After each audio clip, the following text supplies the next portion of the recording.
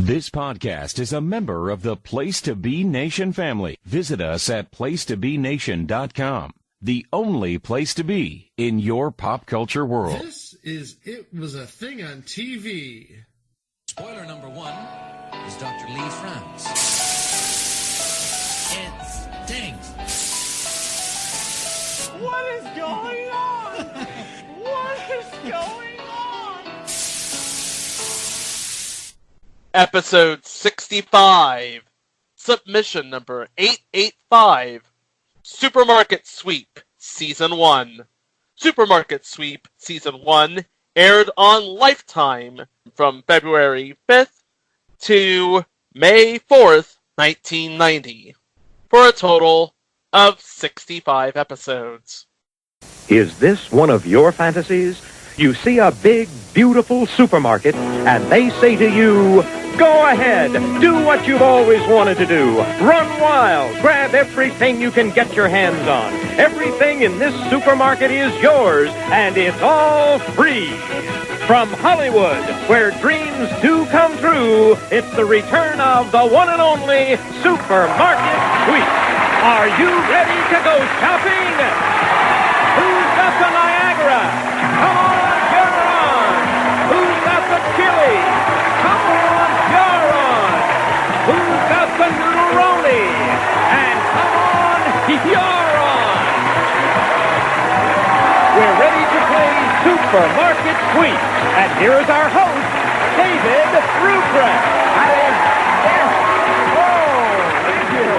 Thank you. First, notice the slightly different opening.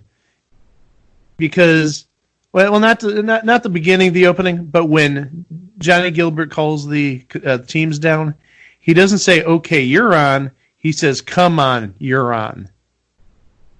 Who's got the Clorox? Come on, you're on.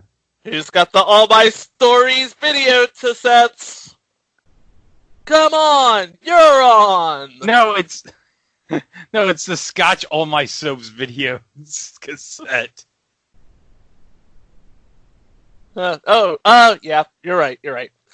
So, Supermarket Sweep was a different beast than it was back in 1967, and certainly a different beast than the one we remember as it, went on Lifetime and PAX and in reruns on Buzzer. And I think the word you're looking for is evolved. Thank you. The word I'm looking for is evolved. And again, where do we start? I mean, there's a lot to break down here because even in season 1, the game had different looks.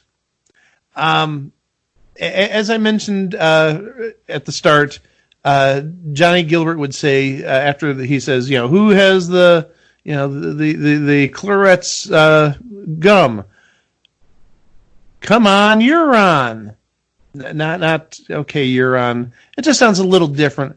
But also, if you look at the open, they actually show the facade, the front of an actual supermarket. Is this the B-roll supermarket, or is this something different? This is, from what I've seen, sort of a kind of a quid pro quo type of thing. Okay, we'll feature your supermarket and give you branding, but at the end of the credits it says that the supermarket supplied all the stuff in the supermarket. And the supermarket we're talking about is Hughes Supermarket, which looks like it was just sold a couple of years ago. Looks like about 2017 it was sold. And I've never heard of Hughes outside of here. I don't even remember seeing it on my numerous trips to Southern California. Yeah, I mean, every time I went to Southern California, there was always either a Safeway, a Vons, an Albertsons, or a Ralph's. I've never seen a Hughes in my life. Yeah, I concur. I mean, I've seen plenty of Ralphs, and I've seen plenty of Albertsons down there, but never seen Hughes. Actually, another source says that when the Seattle-based Quality Food Centers bought Hughes in November of 1996, there were more than 50 Hughes stores. Maybe they consolidated them. Maybe they changed the name of them. And even further looking, it shows that about a year after this merger, all the Hughes stores were turned into Ralph's. That explains it. Exactly. That's why we've never seen Hughes, because sometime around 97 or 98, Hughes became Ralph's, or at least the name change happened to the stores.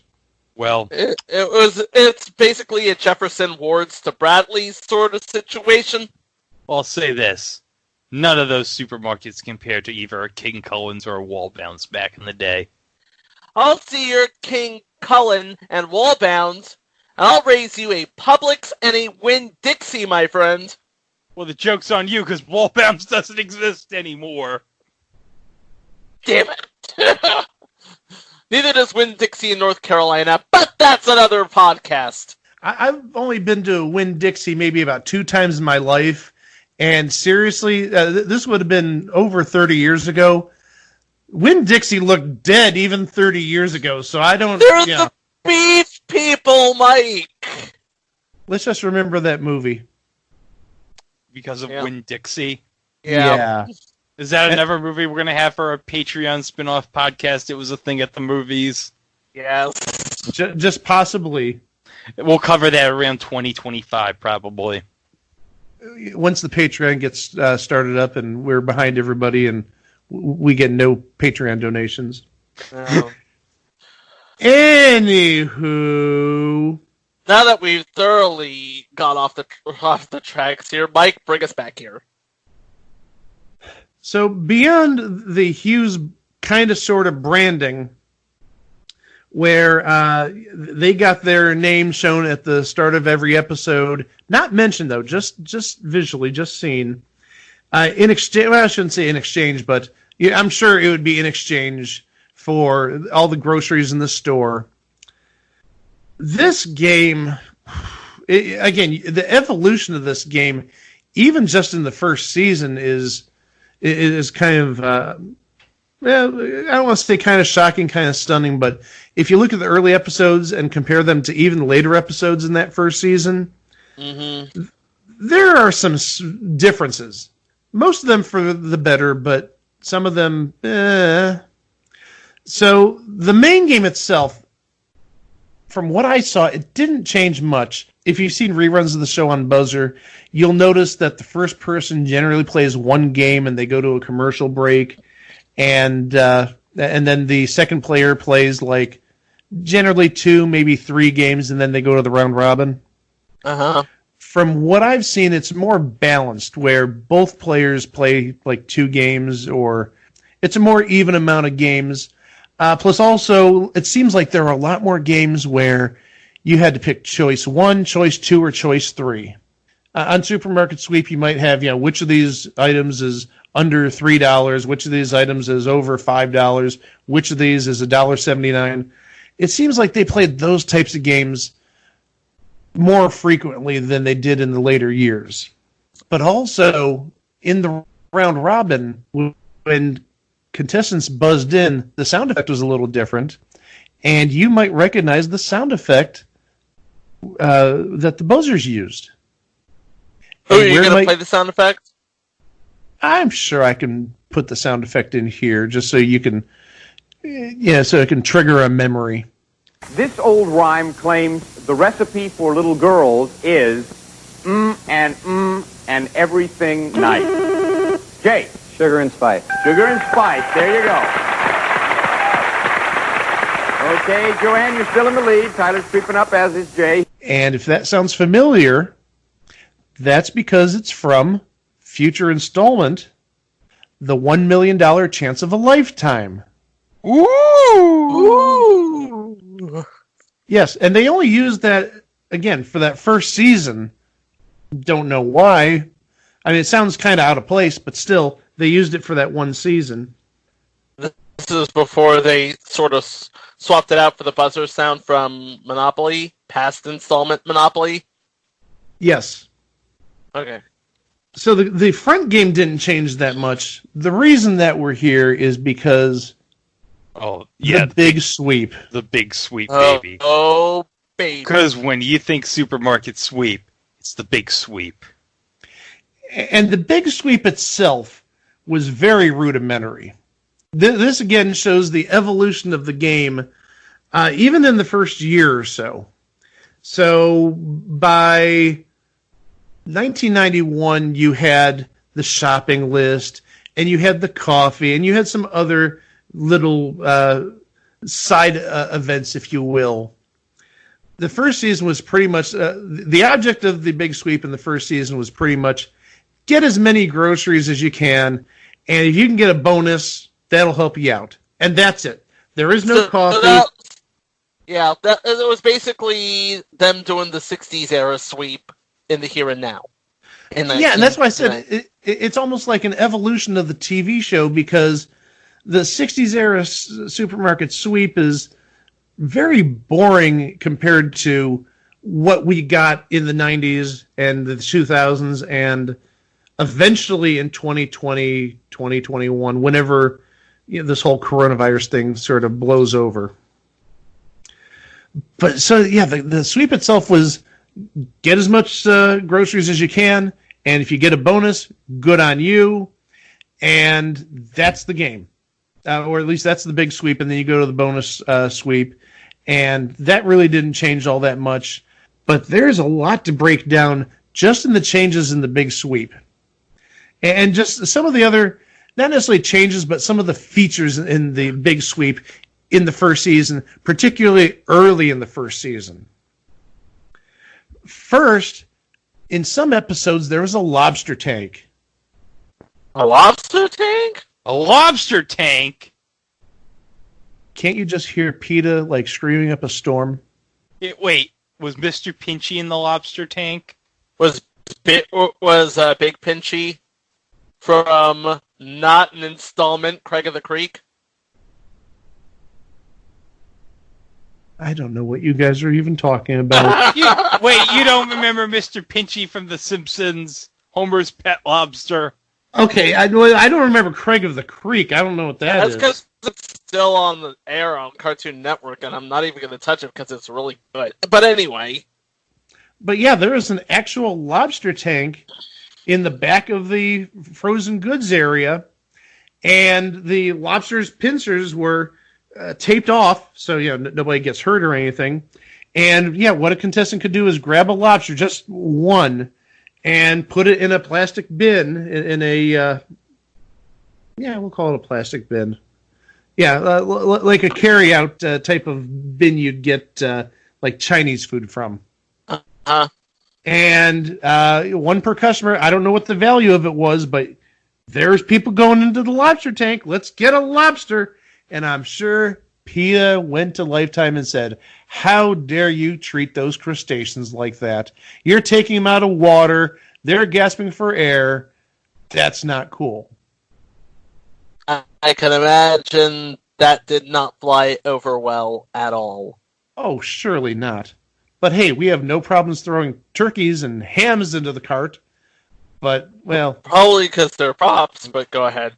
Well, no, remember, I said that Hughes supplied the supermarket sweep with all the things in the store. Oh, yeah. So they're all real. The Foster Farms turkeys and the Farmer Jim hams. Farmer John. Foster Farms turkeys, Farmer John hams. Yeah, Jim Williams would not accept that if he was here. You don't talk about Farmer John hot dogs that way. You don't talk about anything Farmer John that way. Vince Scully will smack you down a peg or two. Okay, so back to the big sweep. You had the bonus items, you had the Foster Farms turkeys, you had the Farmer John grass-fed hams, you had no coffee, you had no candy or pick and mix for our British listeners. What did you have? You had the sweep itself and you had bonus items. And I thought I remembered one episode, at least one episode, where contestants could grab more than one bonus item. They didn't have the peel off stickers or whatever you want to call it on them. They had like the dollar values like on a flag attached to them or something like that. But I can't find... I remember that was from the pilot too. Well, that was on the pilot, but I remember this from my childhood, and I can't find anything online to corroborate this. So maybe it was, a fever dream of mine from when I was, 15 years old. But there were other things that they did in the Big Sweep in season 1. Well, first, they had a great camera angle from overhead showing the contestants either at the start of the sweep or at the end of the sweep. And in that shot, there was a red clock. There's a red clock showing how much time there was left in the Big Sweep. And that didn't make it to future seasons. And that... I don't know. Maybe it gave it a sense of authenticity, in my opinion, but that was something I liked. Even again, back as a 15-year-old in 1990, that big red clock with the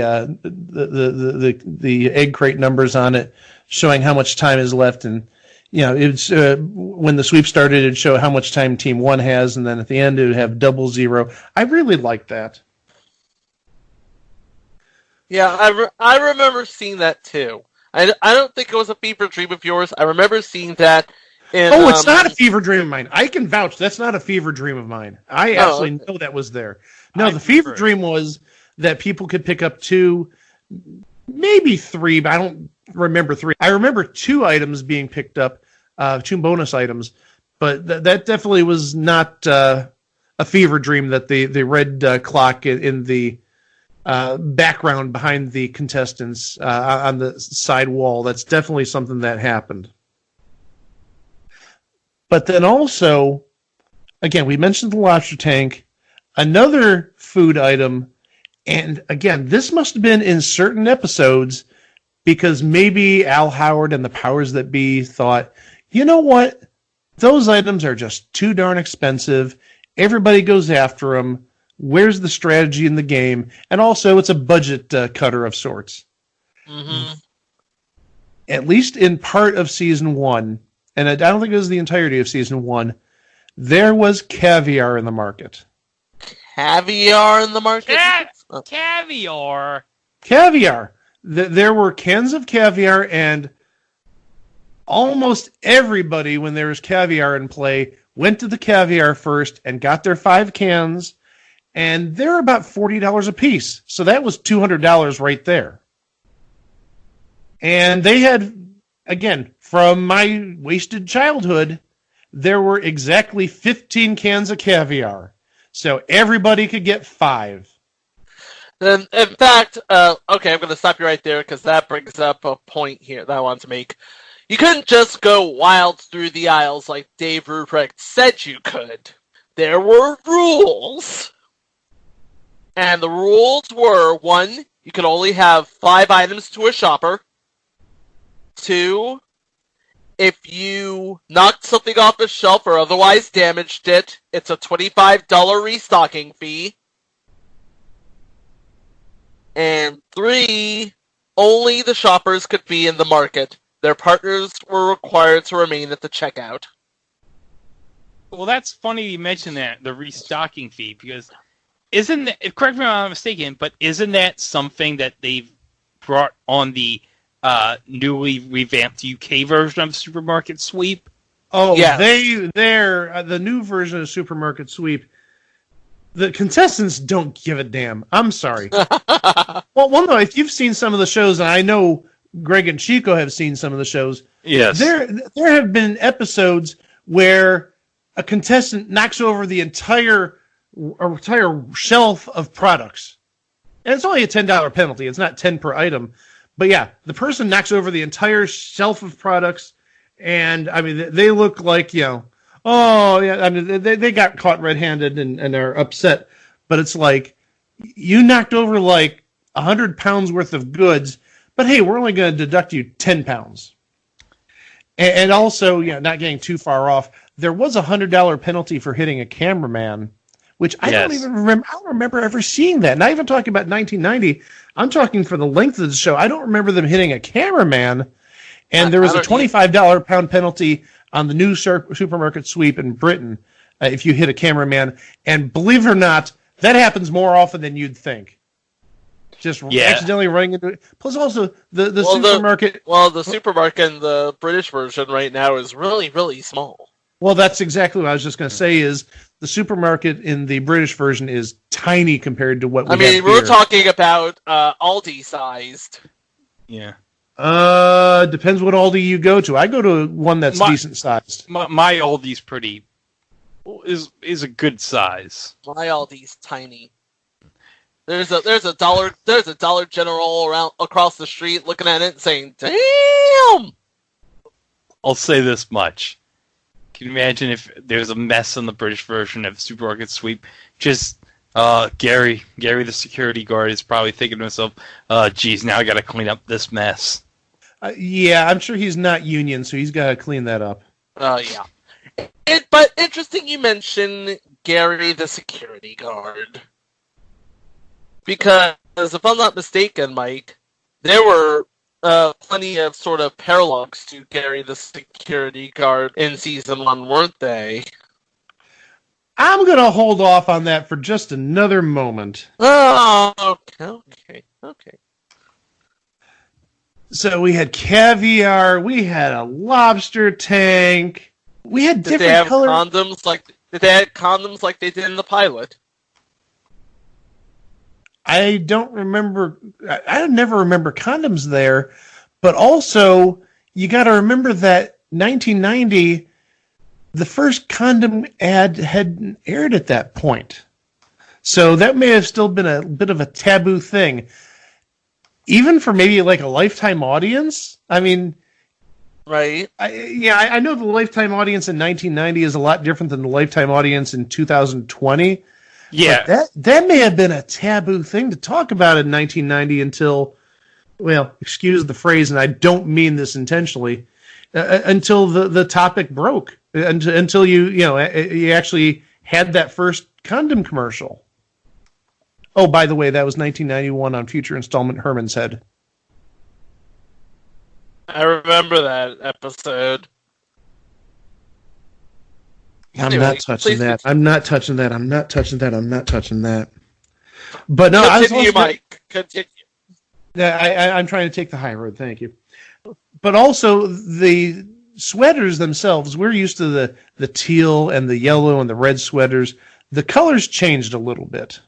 So yeah, the colors. Team 1 actually looks pretty much like that teal color. Not really a green. It's about that teal color. Team 2 wore red. And Team 3 wore blue. So maybe they wanted to put a yellow in to lighten up the palette a bit, because red and green and blue, especially that dark blue, and the red was a brighter red, and the teal, obviously, it's teal. It's a lighter blue-green. But I wonder if the yellow was added to give some contrast. Give some balance to the muted colors of the supermarket combined with the loud colors of the sweaters. You said it a lot better than I could. That's pretty spot on. But also, in some of the early episodes, they actually went down to dollars and cents. Mm-hmm. Whoa. And, yeah, they'd say, "Oh, you won $461.57. Okay, why don't you either round it up to 462 or round it down to 461? And that didn't last terribly long. No. And the only other time, I remember this happening once, and I'm sure it's happened more than once, but they did have a dollar tie. They did have a dollar tie in terms of two teams getting the same amount of dollars, and they actually did go down to cents as the tiebreaker for that show. And that just makes me wonder if for later episodes, when they didn't do dollars and cents, did they take, and I don't want to throw much math terminology here because we don't want you thinking too much on this show, but did they take the floor of the actual dollar amount, or did they take the ceiling? In other words, did they just lop off, if again, using the 461.57 example, did they just lop off the 57 cents and take the floor, which is 461, or did they raise it to the next highest dollar, which would be 462, which would be the ceiling? So there's your math lesson for the day, kids. Mr. Klaus has successfully completed his obligations for teaching over the summer. But guys. Yeah, we got to talk about the real reason we're here. Yeah. And Chico alluded to this earlier. Well, here's the thing. We're not here the real reason we're doing this entry is not for the stuff with Hughes or the stuff with the clock on the side. No. Or the penalties. No. We're here to talk about one thing. That was during the middle of the sweep. They had monsters in the aisles to distract monsters. Yes, monsters. Yeah, darn right they had monsters in the aisles. Yeah, they had they had a Frankenstein monster. They had all sorts of monsters. Now, Mike, when you brought this up to me, like 2 years ago or a year ago, about the monsters in Supermarket Sweep. Now, I'm gonna say I was 6 years old. I watched Supermarket Sweep all the time in 1990. I have no memories of the monsters. Oh, I remember the monsters really well. Now, as I mentioned before we started the show, my family, well, specifically Mom and my sister and myself, we religiously watched Supermarket Sweep. And you better believe there were monsters in the aisle. And all their purpose was they'd roam around the aisles. Don't know if it was randomly or if they knew where they were going. Well, they had to know where they were going because they could see through the masks. Otherwise, they'd be hitting stuff, going down the supermarket. But I wonder if somebody had an earpiece, turn left, go down aisle 3. Just to get more camera time and prevent shoppers from shopping in that area. But yes, there were 4 monsters, and there was a Frankenstein's monster. There was a gorilla. Thank you, Francesa. And there was a big turkey named Big Dave. Not Batista.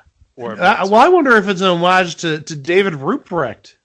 Yeah, it was probably. I'll tell you right now, though, it would have worked either way. It could have. It could have worked either way.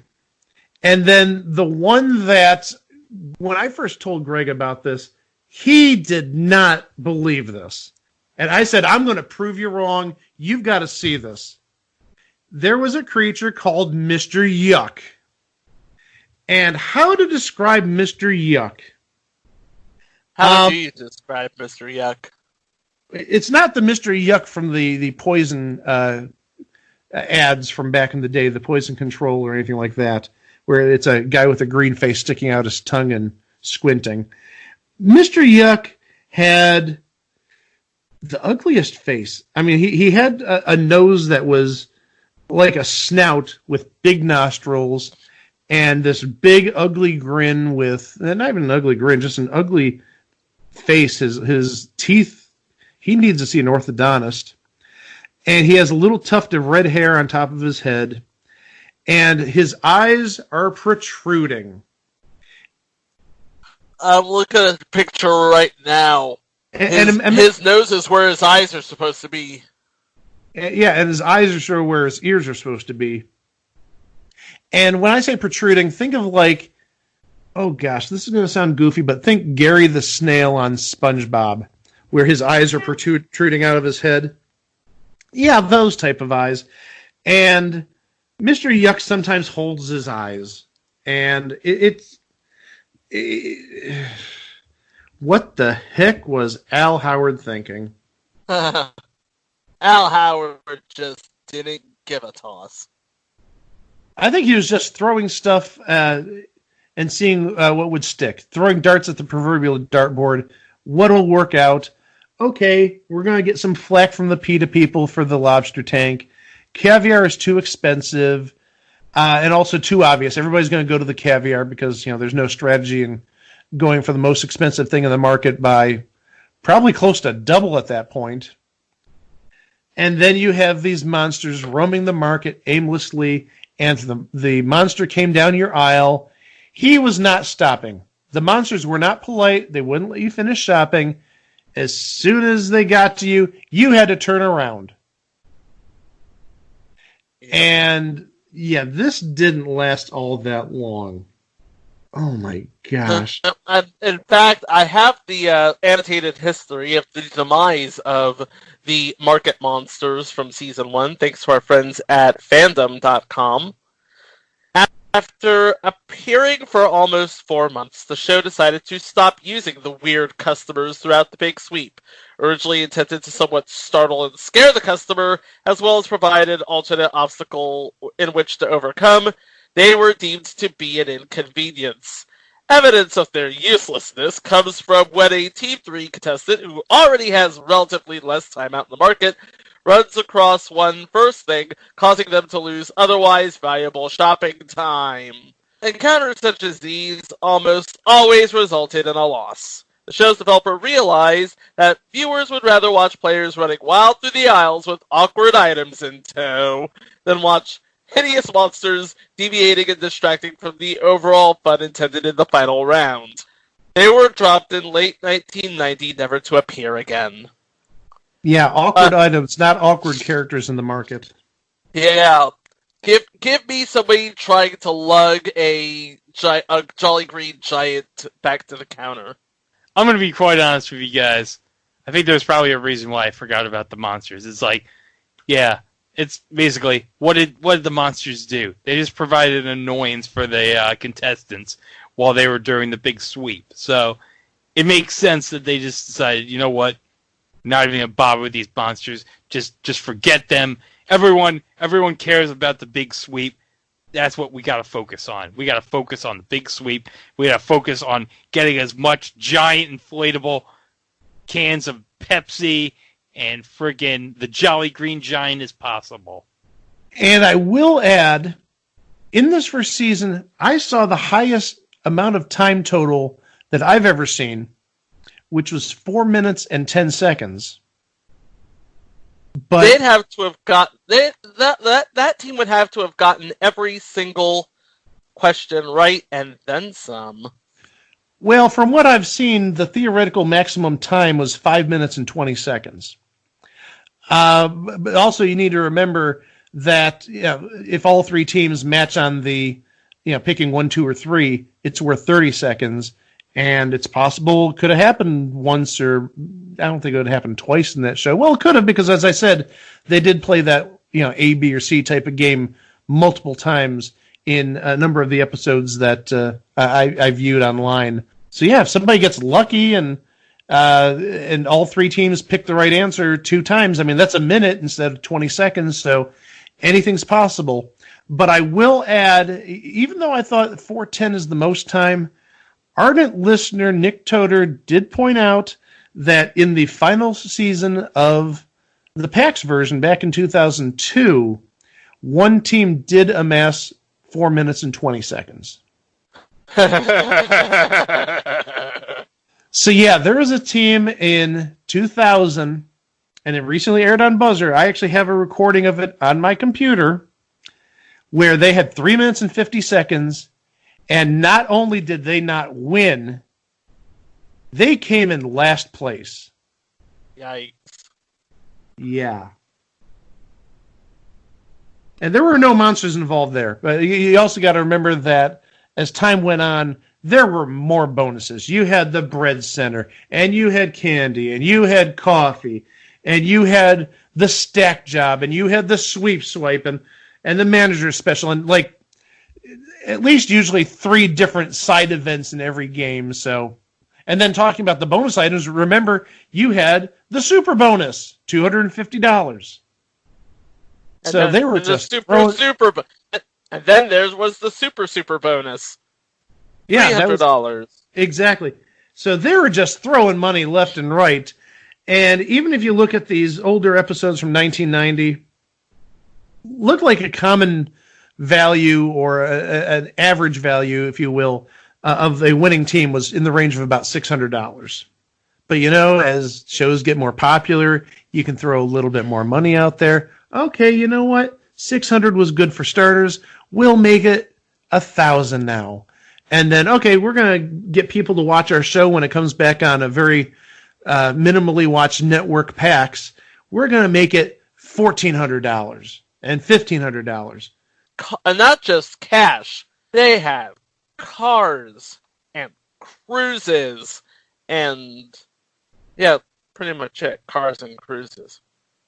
Yeah. Cars and cruises and trips to Paris with old Frenchie Dave.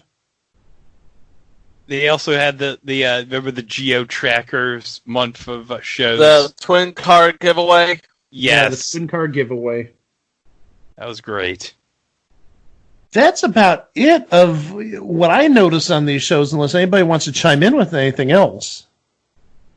Well, they would sort of scale back on the sponsorships and really go heavy on the bonuses when season 2 came around in September, but basically it became a really beloved show and one of the defining game shows of the 1990s and early 2000s. But back in 1990, when Lifetime decided to pair a plucky Jay Wolpert show with a reboot of an Al Howard favorites, it was a thing on TV. And I should mention that the cross-promotion with Hughes Supermarkets wasn't in the second season in 1990. So that was a one season and done deal. I'm guessing, again, because of the popularity, hey, we could afford to get items in the market without any sort of sponsorship. Plus, also, if you've heard stories about the food in Supermarket Sweep, it was primarily past date food. Yeah. And Dave there's Ruprecht tells stories. Yeah. Go ahead, Mike. Well, and not just Dave Ruprecht, Randy West too, and he'd talk about how rank the supermarket would smell after taping 5 episodes under those hot lights with those expired foods, specifically the dairy and the meat. But also, too, Randy West talks about, at the end of the season, him taking home the big wedges of cheese and all the cheese parties he'd have. Hey, Randy, if you happen to be listening to us. But, yeah, that was season 1 of Supermarket Sweep, which, again, shows you the genesis of the show, how it started into how it is, how we remember it, because they haven't aired the first season. Actually, I don't think they've aired the first 2 seasons, either of the 1990 seasons on Buzzer, just 91, 92, 93, 94, and 2000. Yeah, I think you'd have to go to Amazon Prime, Buzzer on Prime Video to get those episodes. I may be wrong, though. As of recently, it looks like Amazon Prime only has Supermarket Sweep from 2000 episodes, but there might be some from 91. Yes. Oh man, I hope I hope on the 91 episodes they at least have the episode where Matt Vasgersian was on there. I remember that episode. What's a heifer? Oh, by the way, Matt Vasgersian of past installment The XFL 2001 and future installment Sports Geniuses. Oh, jeez. And baseball IQ. It always goes back to something around here. Oh, did we mention David Ruprecht was on Match Game Hollywood Squares Hour? Everything goes back to Twin Peaks, Match Game Hollywood Squares Hour, or making it. Well, guys, we talked about checking out at the supermarket. You know what else people should check out? What should we check out, Mike? Well, not you, but our listeners should check out our website, www.itwasathingontv.com, where you can find all the past episodes. I actually did a little tinkering with the website over the last few days. Now you should be able to search the archive by month.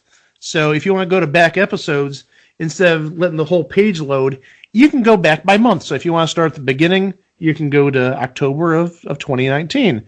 If there's maybe an episode you want to hear from earlier this year, you go to January 2020. So I made it a little bit easier, a little more user-friendly, if you will. And also, we have a Discord. Well, it's sort of a Discord. I have my own Discord, but we do have a section in the Discord dedicated to It Was a Thing on TV, where I talk about some of the upcoming shows. I talk about just some different type of things. One thing that I put there and also on the Twitter earlier this week was an image that I recently acquired, and I asked people, how many future installments can you come up with that involve these 4 celebrities? And the 4 celebrities are Misty Rowe, Polly Holliday, Peter Isaacson, and Bernie Capel. And if you get 3, I deem that like an average score. 5 is great. If you can get 10, you're cheating, or you're a super expert, because based on what I saw, I found 12 installments. And one of the installments that's an answer to that little question, we're going to cover in 2 weeks. Ooh. Yeah, not going to say what it is, but yeah. So at least one of those celebrities is going to be popping up on this podcast in the very near future. And again, besides the Discord and the Twitter, we're on Facebook and Instagram, and don't know if anybody even really cares about the Tumblr at this point. I don't even think anybody's following us on Tumblr, so that may be deleted sooner or later. We have more followers on Jack Dorsey's hate box. We have a good number of people following us on Jack Dorsey's hate box, and a bigger following on Instagram. And I think also Facebook has about the same number of followers as Mark Instagram. Zuckerberg's hate box. Yeah, well, there's a lot of hate to go around nowadays, unfortunately. There shouldn't be. There shouldn't be. You're absolutely right. Rar? I'm not doing the raw. Okay, that's the ending. That's the ending. Put in a clip from Supermarket Sweep that just had me laughing from season 1. But no, that's the ending. I'm not doing the RAR. Promotional consideration paid for by the following. Place to Be Nations, JT Rosero and Chad Campbell here. We want to let you know that we have over 24 podcasts available on iTunes, Stitcher, Google Play, and PlaceToBeNation.com. We now offer them to you on 2 great feeds. On the Place to Be Nation Wrestling feed, we dive into topics running the gamut from today's WWE to the glory days of yesteryear and the ins and outs of the territory days. In addition to our full-length shows, we also deliver to you special pod blasts on topics old and new. The Place to Be Nation Pop feed is a veritable treasure trove of great content. Offer tremendous shows covering the land of movies, television, life, comics, and sports, brought to you by the most knowledgeable and insightful folks in the podcast world. You can find all these great shows, plus archives of our past podcasts from over the past 8 years as well by subscribing to both feeds on iTunes. And while you're there, be sure to rate and leave feedback as well. All of these shows, plus others, available on PlaceToBeNation.com, where we cover pro wrestling, sports, movies, comics, plus in-depth search projects, and much more. Be sure to support our site by using www.PlaceToBeNation.com/Amazon when doing your online shopping. We want to thank our friends at Boneheads Wing Bar, ProWrestlingOnly.com, and HistoryOfWrestling.com as well. Be sure to follow us on Facebook, Twitter, Instagram, and Tumblr. PlaceToBeNation.com, the only place to be in your pop culture world. Episode 66, Submission 028. We Got It Made. We Got It Made aired on NBC from September 8th, 1983 to March 10th, 1984, and in first-run syndication from September 11th, 1987 to March 30th, 1988, for a total of 46 episodes.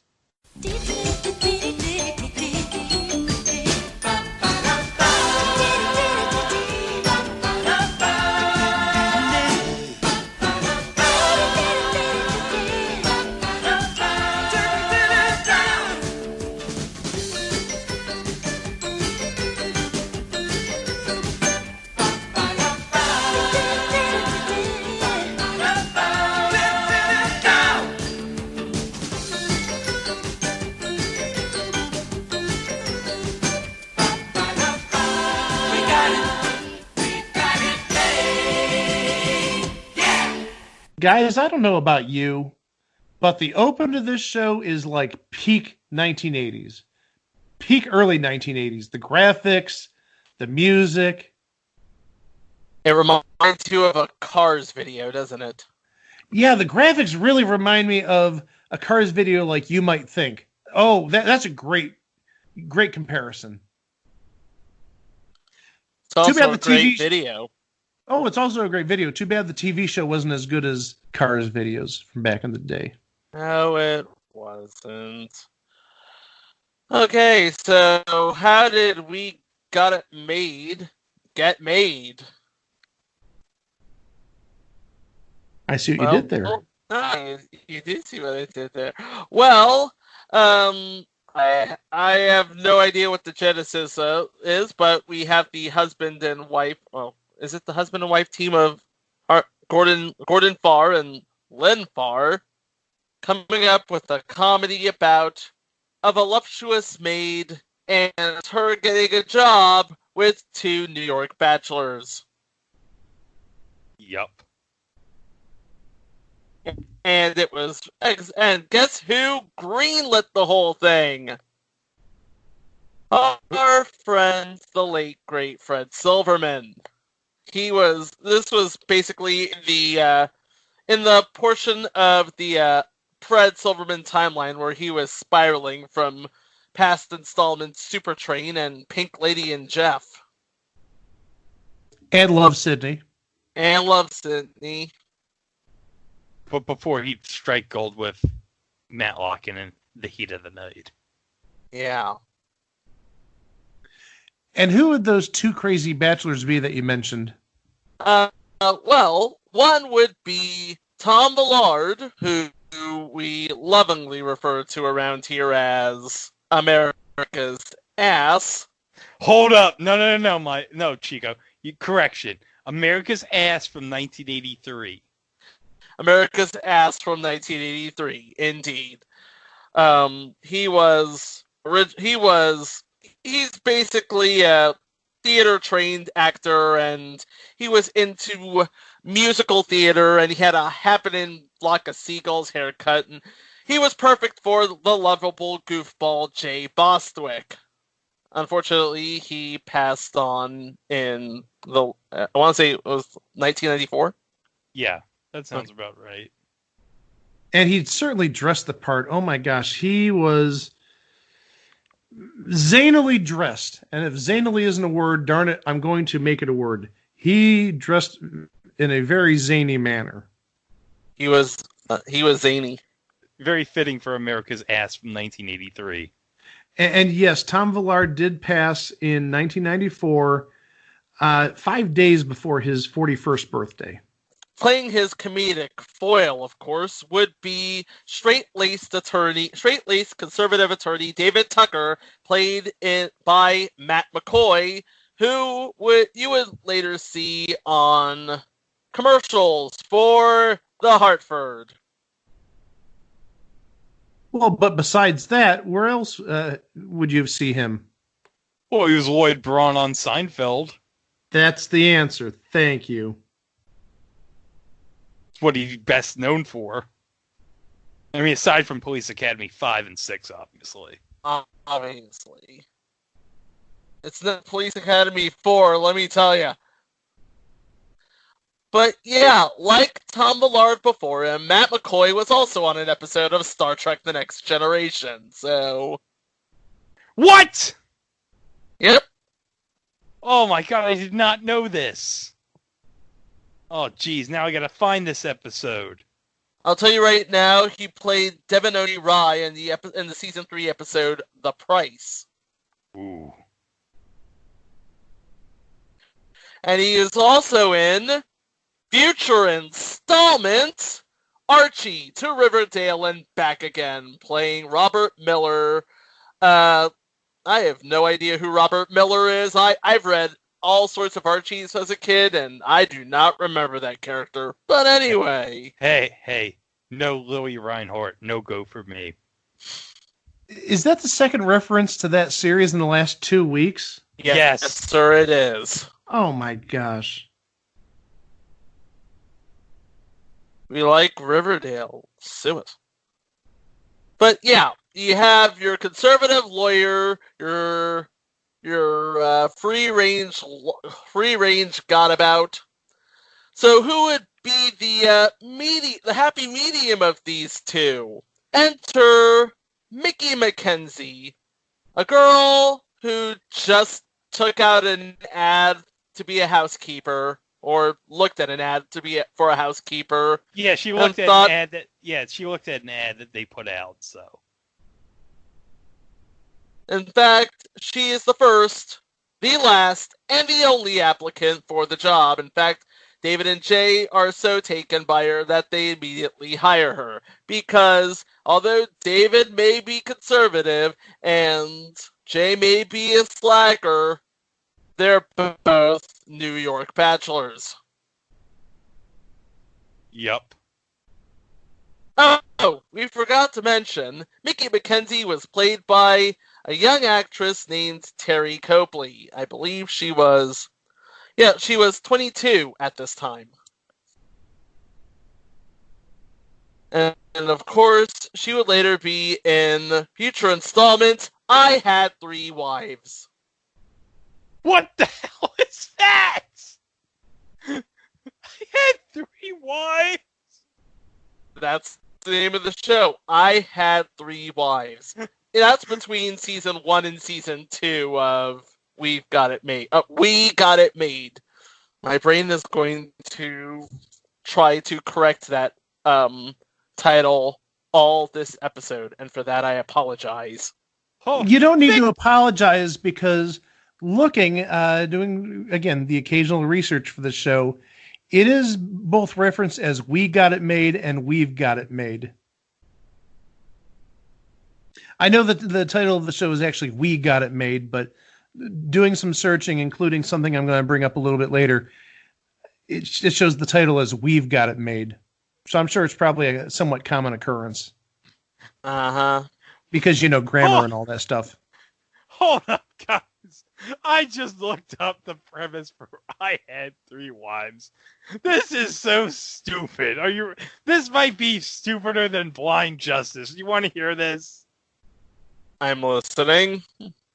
The series follows Los Angeles-based eternally romantic private investigator Jackson Boldline, played by Victor Garber, who leverages the skills of his 3 ex-wives to help solve cases. His first wife, Mary, who has remarried and who also has custody of Jackson's 10-year-old son, Andrew, is a lawyer. Second wife, Samantha, is an actress with skills in disguise and martial arts. And his third wife, Liz, is a newspaper reporter with a number of useful contacts. And do you know who played his Victor Garber's son on I Had Three Wives? Who? David Faustino. Oh, do you know who had a recurring role on I Had Three Wives? Who? Luis Avalos. Oh. Future installment Condo. Yeah, from another future installment that's going to be coming up very shortly. Well, we had a couple of female characters besides Terry Copley, and they were both the girlfriends of David and Jay. David's girlfriend was an attorney, Claudia Jones, played by Stephanie Kramer. And she left the show after 19 episodes and went on and had a little more success on another NBC show, Hunter. It gave her a piece and paired her with Fred Dreyer. Yeah, that's sort of like the life raft saving her.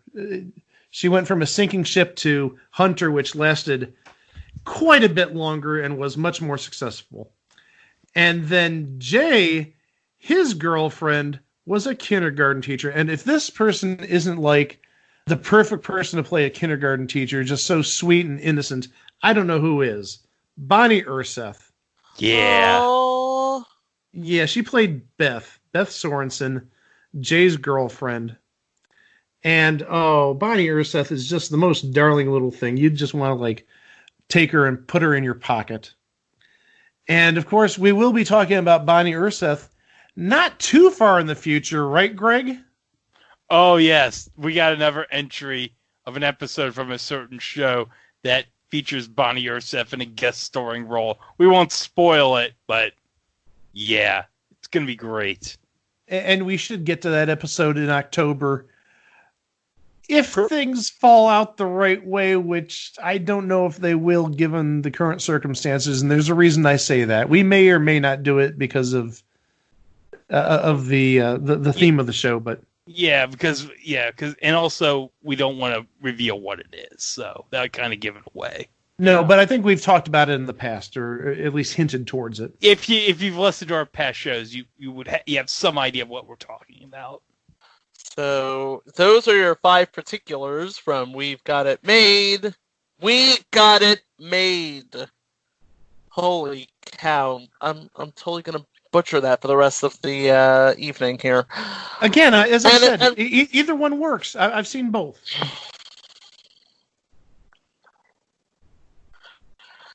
And it looked like it looked like it had a lot of legs to it. At least that's what it looked like. Because it started off strong, but it was never screened for critics. And anybody will tell you if something is not screened for critics, it means that the network does not have enough faith in it. Yes.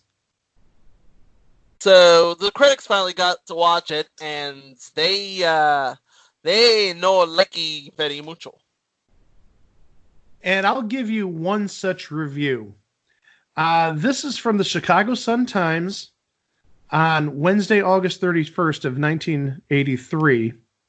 Silverman's latest effort is tasteless and dumb. And we'll go through this article. This is a little lengthy, but it sort of makes the point. Fred Silverman, the man who presided over ABC's programming when it concocted Gloria Steinem's favorite shows, including Three's Company and Charlie's Angels, is the executive producer of NBC's feted little We've Got It Made. Notice, not We Got It Made, We've Got It Made. This is one of those shows that makes a normal guy on the street start a petition to get cable into the neighborhood quick. We've Got It Made is all about an incredibly stupid and incredibly gorgeous blonde who becomes the maid for 2 dopey guys. In the pilot episode, Mickey the maid, played by Terry Copley, who no doubt will have a poster ready in time for Christmas shoppers, locks herself into the bathroom and eventually crawls out of the window stark naked. Holy hijinks! When the guys, actors Matt McCoy and Tom Villard, see that, they've got to think quick. Their girlfriends will get the wrong idea. Wait, is this a Penthouse letter? No, but it's pure Silverman, who has presided over some of the worst and some of the best television in the last decade. This is among the lower lights, but instead of running a network's programming department, as he did at CBS and ABC, and essentially at NBC where he was president, Silverman is now the producer, just dishing up what the programming folks want to see. NBC's promotional blurbs for the show, a camera pans up the legs of a model in fishnet hose, are, if anything, even more sexploitational than the show itself. Recent versions of the blurb stop at about the knee. Originally they went higher. This apparently is what NBC wanted to see, at least on Thursday nights. When Taxi was successful at ABC, it followed Three's Company, appearing about as unlikely as Gracie Allen and Buckminster Fuller. But that worked, and NBC will use We've Got It Made as the lead-in to the best show in television this year, Cheers. Uncharitably, to be sure, maybe the theory is that anyone lame enough to watch We've Got It Made is apt enough not to change the channel when it's over. Even so, at NBC, where they hawk quality instead of ratings, the show is something of an embarrassment. Brandon Tartikoff, NBC Entertainment, acknowledges that in future episodes, there will be a general increase in the IQ for all the characters. As it is right now, though, it is a dangerously stupid show. But We've Got It Made is the first fall show you'll be able to put your little peepers to. It premieres at 8 p.m. September 8th, a couple of weeks before the bulk of the new season bows in. That's the bad news. The good news is that every year, some show is a sacrificial lamb, and virtually every year, that show is canceled by November. So was We Got It Made canceled by November? No. No, it was not. In fact, it ran the whole season. Well, actually, it ran till March, but it ran a season's worth of episodes, 22 all told. But wait, there's more. There's more? There's more, Mike. So if you remember, just a couple of weeks ago, we talked about Primetime Starts at 7:30, and this show we got made was part of that block, and it aired from September 11th of 1987 until March 30th of 1988. And just like Chico mentioned, there were reruns up until September of 1988 in most of the markets that aired it. So it did get a second life with some slightly different changes. Yeah, Matt McCoy was otherwise busy with Police Academy, if I'm not mistaken.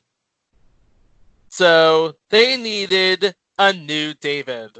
So we have John Hillner, who I don't know what John Hillner was. Was John Hillner was anything? We just mentioned John Hillner within the last 2 or 3 weeks. Yeah.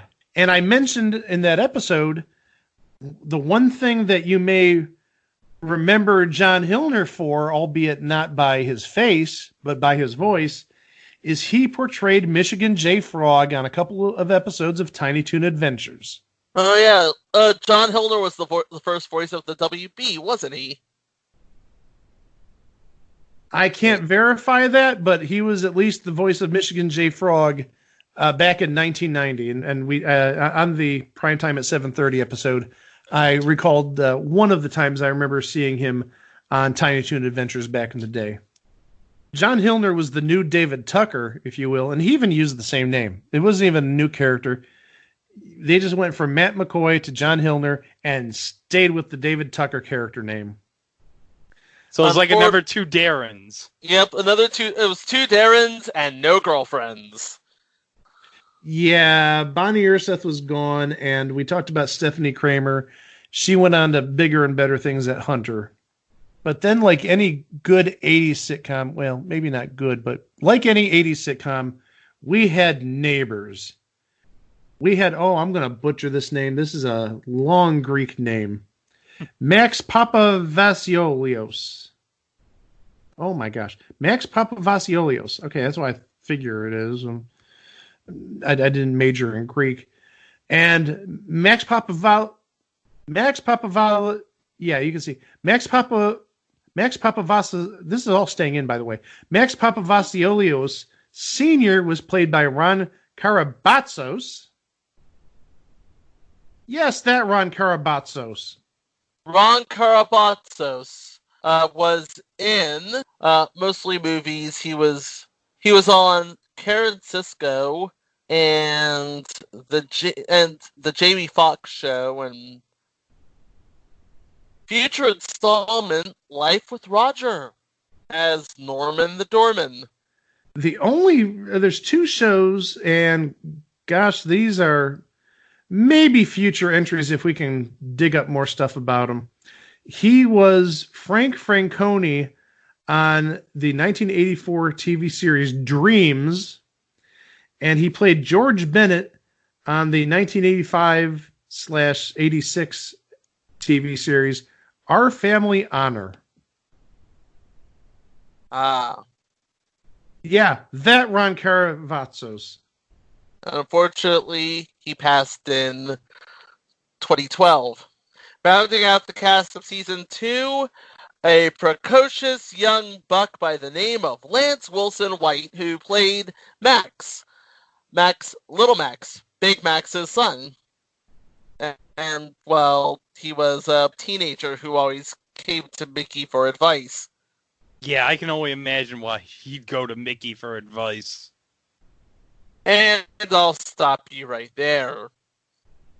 Sometimes the jokes just write themselves. The only thing I see of worthwhileness that Lance Wilson White was on besides We've Got It Made in the second season, he portrayed Jesse Menlo in the series Major Dad for apparently 4 episodes. Other than that, everything looks like he was on one episode. He just did a guest shot. Well, Mike, like father, like son, Lance Wilson White spent his entire career being that guy from That Thing.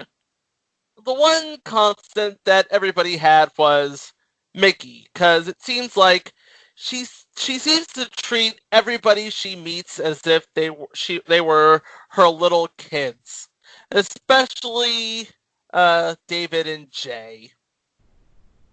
Yeah. Well, actually, she would treat the two girlfriends like they were sisters. But it seems like Mickey was a very motherly sort. And speaking of motherly, I believe she had a very famous person play her mother. If I'm not mistaken. Yes, she did. They'll refresh my memory, because... Yes. Somebody who, if you're a big fan of game shows back in the 70s and 80s, you know who this person is.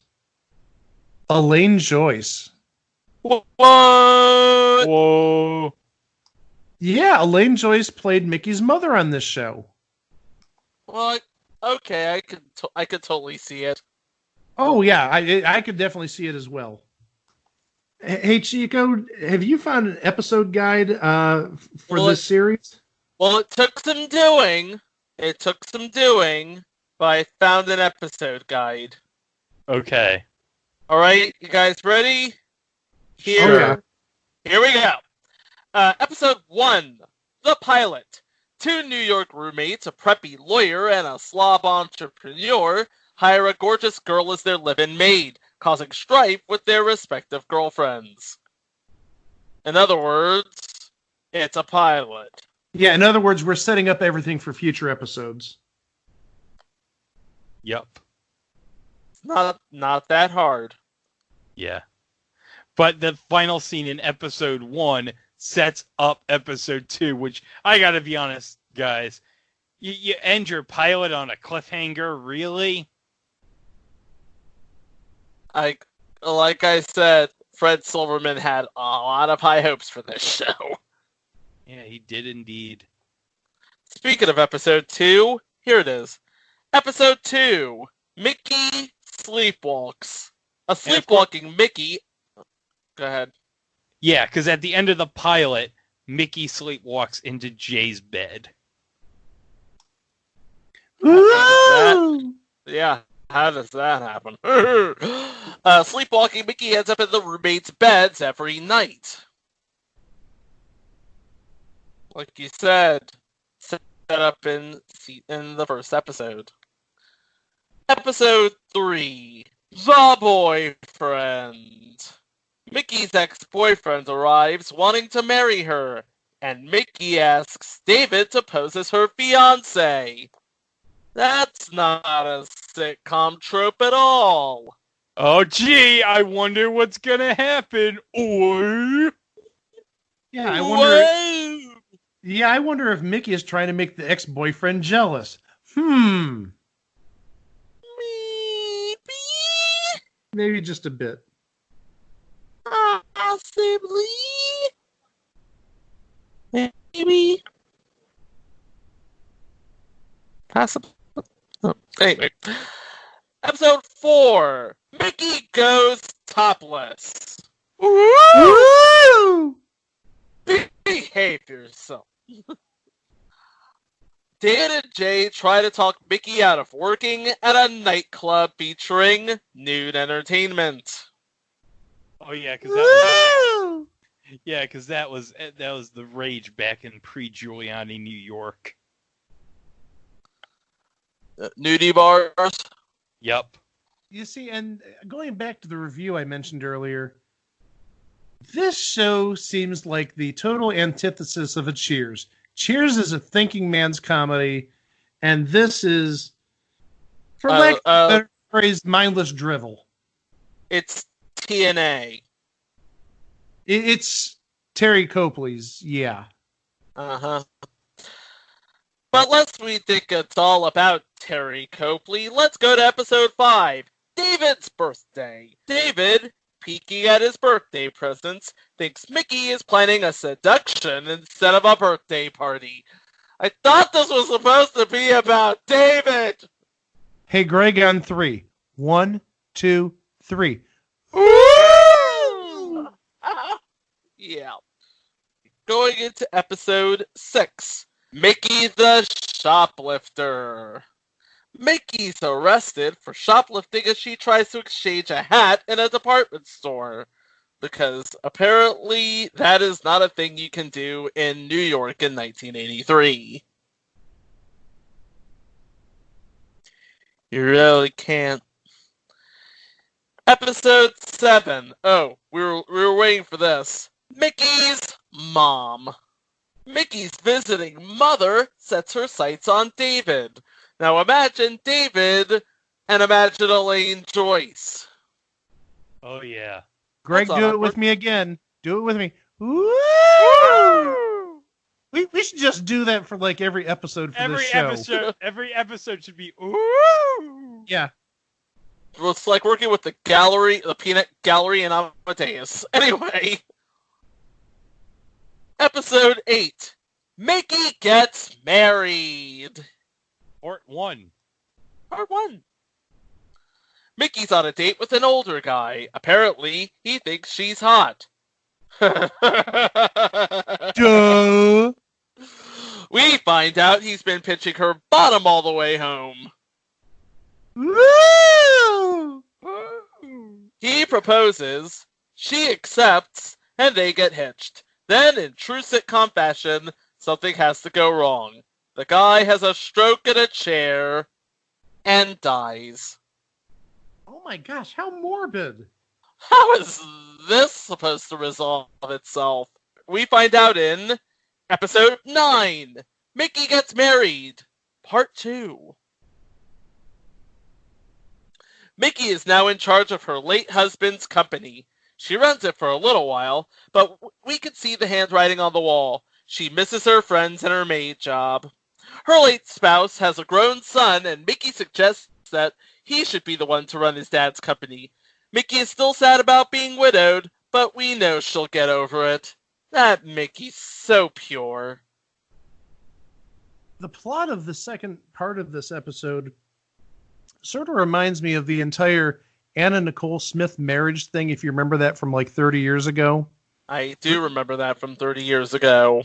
Yeah, where like 20-something Anna Nicole Smith married like a 90-year-old billionaire, and then he kicks the bucket like a year later, and suddenly, you know, since she's married to him, she's in charge of his assets and whatnot.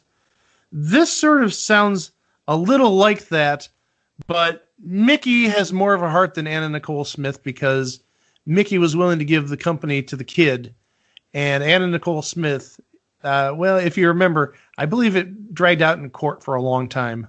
Yeah, it's like I was saying, Mickey, for all the sitcoms failings, Mickey just absolutely is a darling. She is such a darling.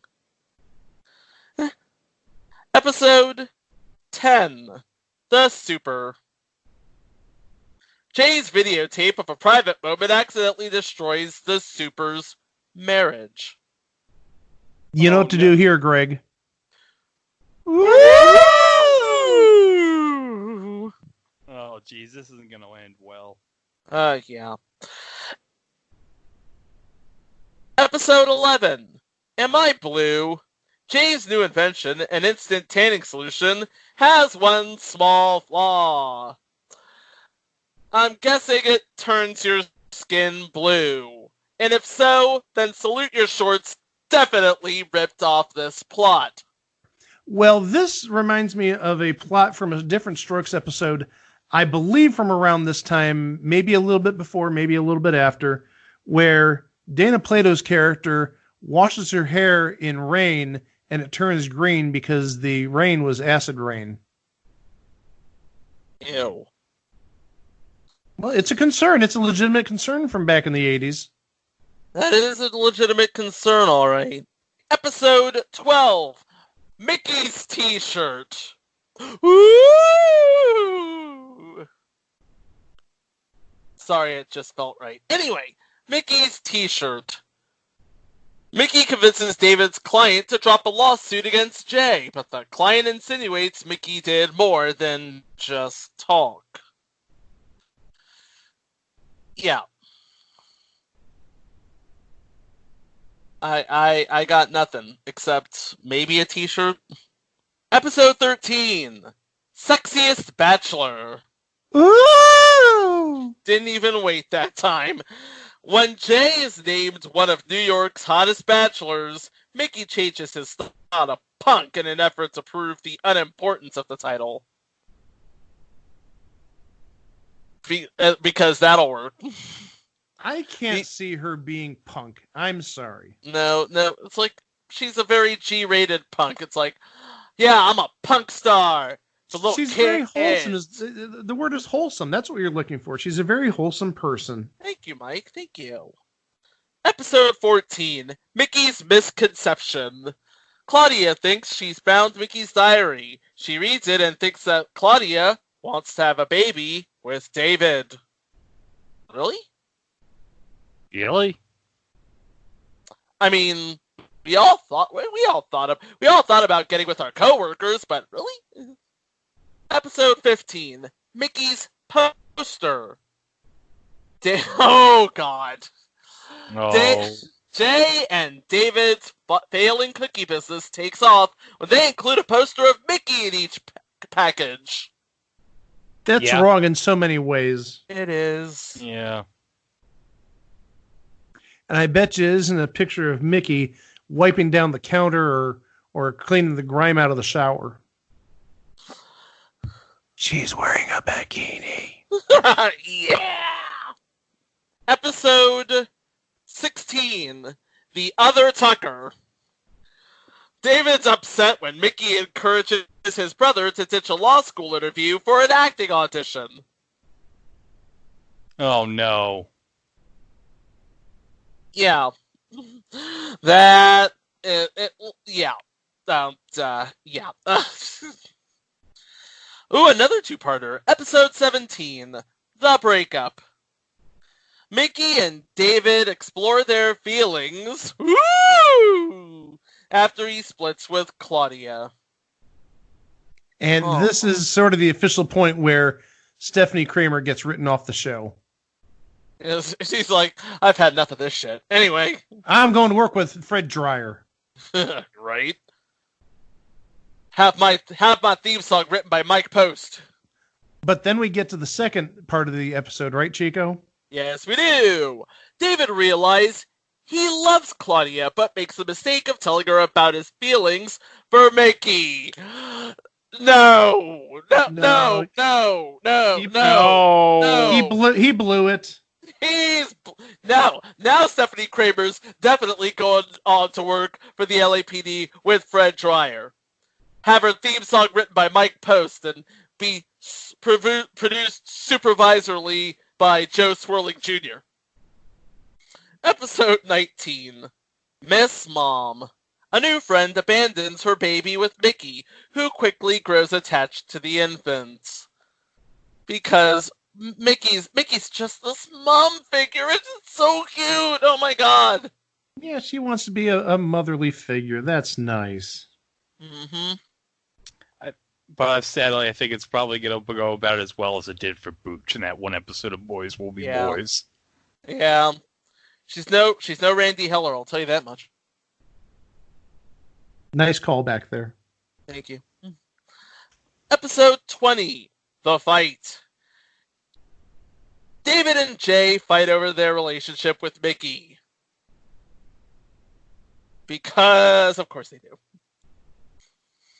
You get two single bachelors with a beautiful woman in the picture. Next thing you know, stuff goes down. No, you had it right the first time, then you stopped yourself mid-sentence. Two horny bachelors. Okay. Episode 21. A page in David's life. David's beloved new girlfriend is on a quest to remake him, including severing his ties to Mickey and Jay. Oh no. No. Don't do that. That's not gonna. No. No. That's no. Paige might be, in this case, Hilary Farr, credited as Hilary LeBeau. Unfortunately, IMDb does not give her a character name because, like I said, this may not have been rerun or seen since it originally aired back in 1984. Give me... And, hold up. And sadly, believe it or not, this is the last credit in Hilary LeBeau's IMDb. Oh. Actually, hold on. Actually, I take that back. That is her last acting credit in her IMDb. Looks like she's gone on to be a host of a TV show called Love It or List It, which sounds like is probably something that I know that show. Yeah, it sounds like an HGTV show. It is an HGTV show. So yeah, she's been on Love It or List It for looks like about 11 or 12 years, and she guested on Today 4 times since 2015, and so she's done some other stuff since then, just not acting. Yeah. So now we know who the Paige in David's life is, but it doesn't last. Because of course it doesn't. And now we go to the season finale, and by this point, we're about to ship We Got It Made over the Saturdays. Mickey makes the grade. Mickey's excitement over earning her GED turns to panic when her teacher ridicules her first assignment. So that's the end of the episode guide, unfortunately, because season 2... we've only been able to find one capsule for one episode of that second season, and that was actually the 8th episode of season 2, On the Ropes. And the only thing noticeable about it is the Glow Girls. And if you remember, the Glow Girls were a big thing back in the late 80s, and they still are because of the Netflix series. The Glow Girls, Hollywood and Vine, played by Jeannie Marie Basone and Janet Bowers, take on David Tucker. So there was a wrestling episode. Oh yeah. If we can find that, we're gonna do like a live episode of it. There you go. Please don't find it. Please don't find it. Please don't find it. I'm sorry. I found an episode guide. Oh, you did? From Google. It's a very bare bones episode guide, but yeah, it charts the season 2 syndicated, where we have just Jay and David and Mickey, but that's pretty much it because we have an instant family. Oh look, that's that first episode. Instant family. Mickey poses as David's wife to impress a client.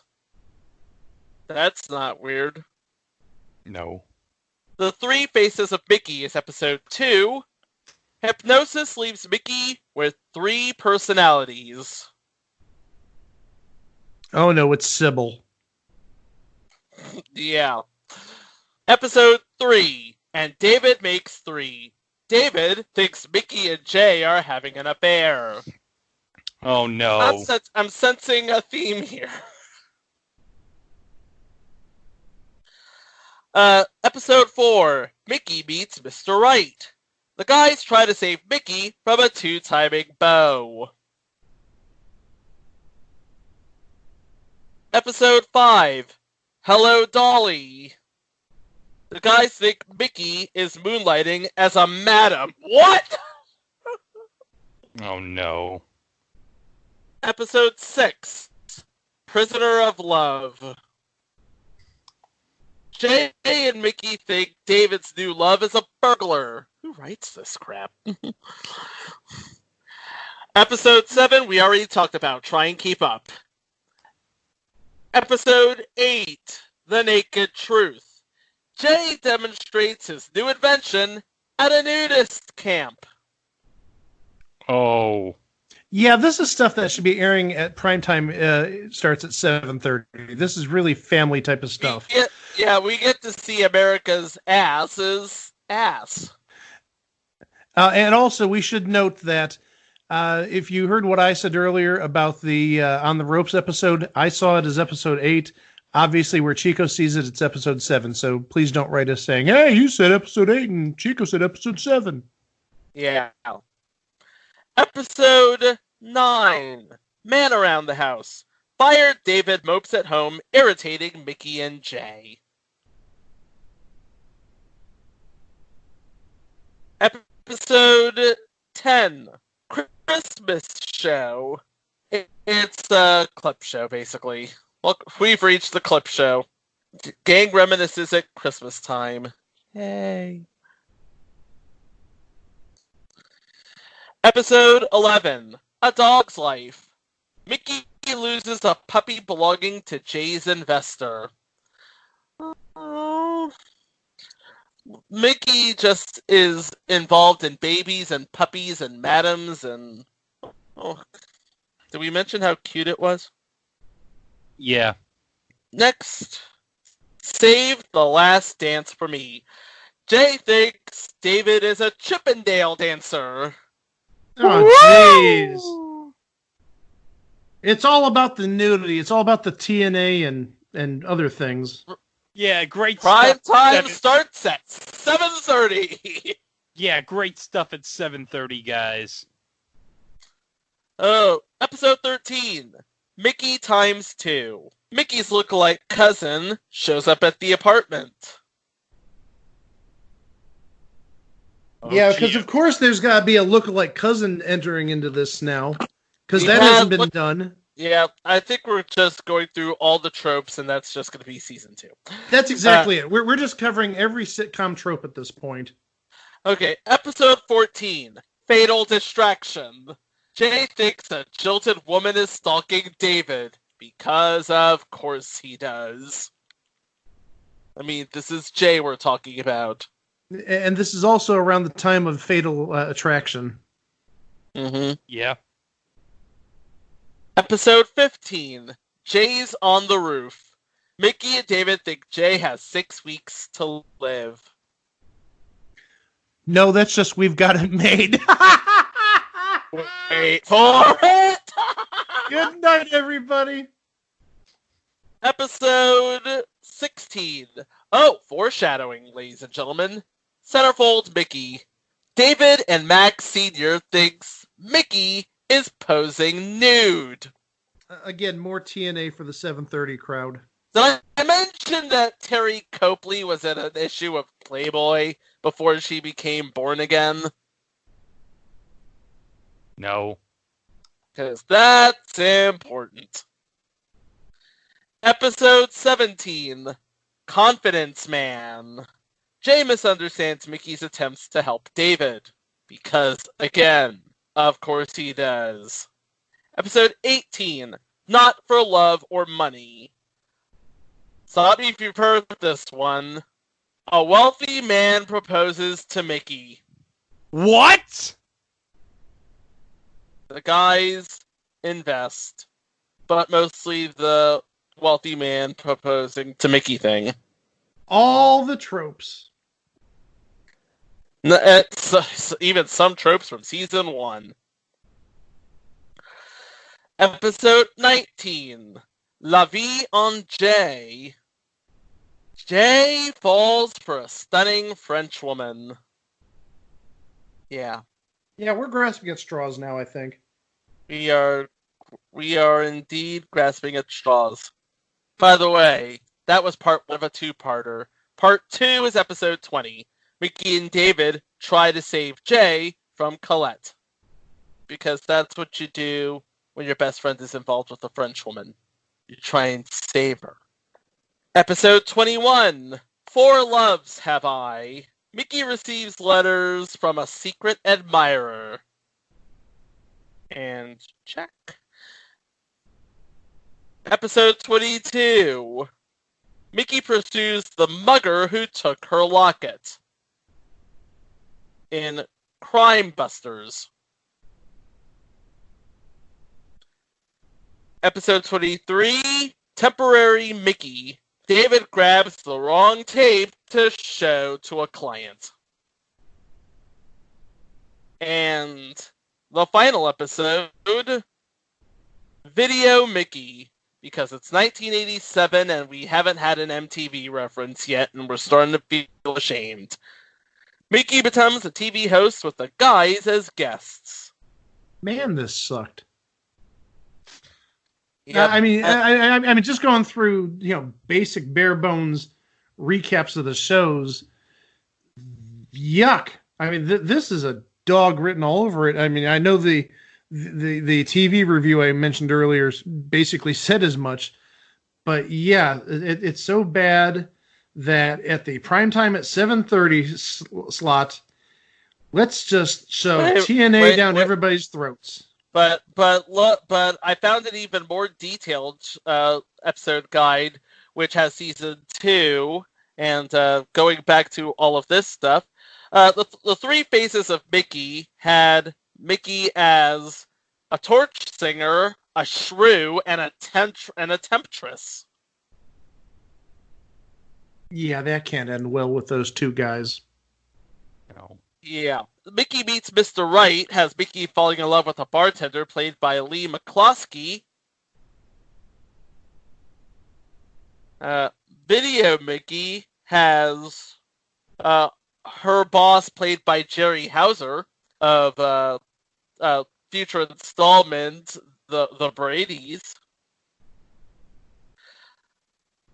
Prisoner of Love. David falls in love with Brenda Strong. We talked about On the Ropes. Try and keep up. Naked Truth. Jay's prospective client was played by Frank Bonner. Oh, Frank Bonner from WKRP. Mm-hmm. The Chippendales appear as themselves in Save the Last Dance for Me.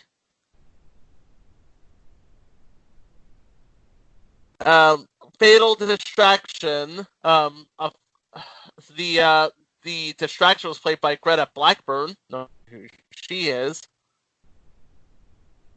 And Centerfold Mickey was just a bad case of foreshadowing. And La Vie Angé. Oh God. You know who played Colette in La Vie Angé? Who? Claudia Christian. Who the hell is Claudia Christian? You don't know who Claudia Christian is? No. You've never seen Babylon 5? I never watched Babylon 5. I'm Mike, sorry. have you seen Babylon 5? You're talking to a person who doesn't like sci-fi. I'm sorry, Carl. I didn't watch Babylon 5. Oh, jeez. I'm the only one here who's ever seen Babylon 5, apparently. Love Babylon 5. That's your wings. That's why. Okay, thank you for throwing in those special guests in some of the episodes, Chico. There's two things I want to mention.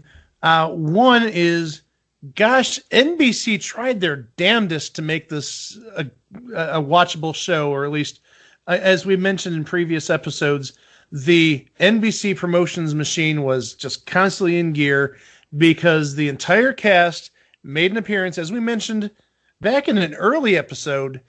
They were on the 1983 NBC Macy's Thanksgiving Day Parade. But then we get to 1984, and there were at least 4 people from the show on, again, entry number 1, the Match Game Hollywood Squares Hour. They had Terry Copley and Tom Villard and Bonnie Urseth and Matt McCoy. Stephanie Kramer didn't make it to Match Game Hollywood Squares. Probably because she knew what kind of piece of crap show this was going to be. Yeah, probably because she was in negotiations to go on Hunter.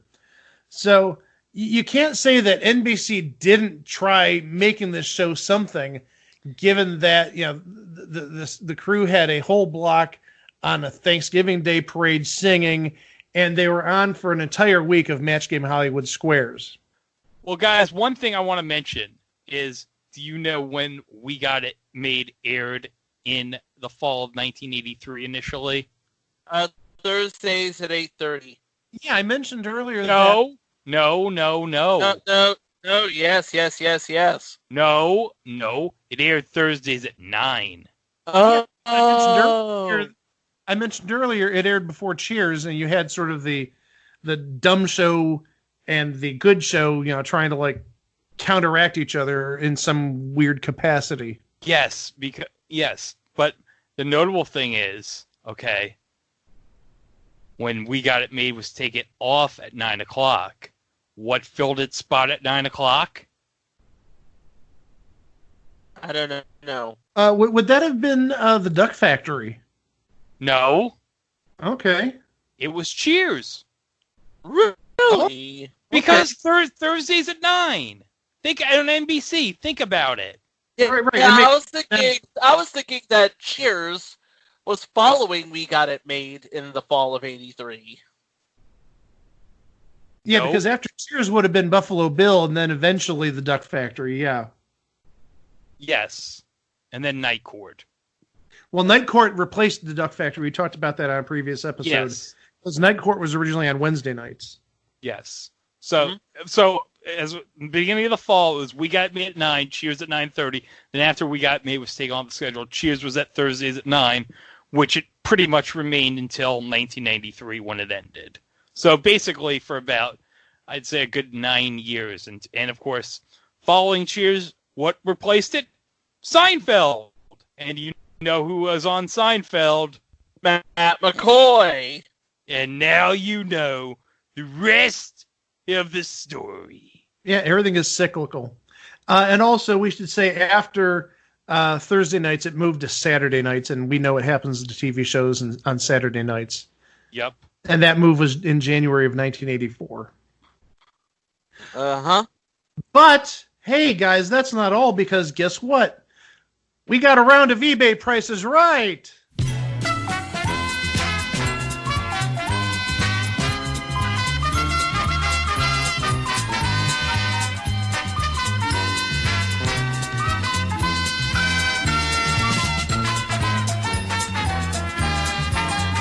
All right, guys.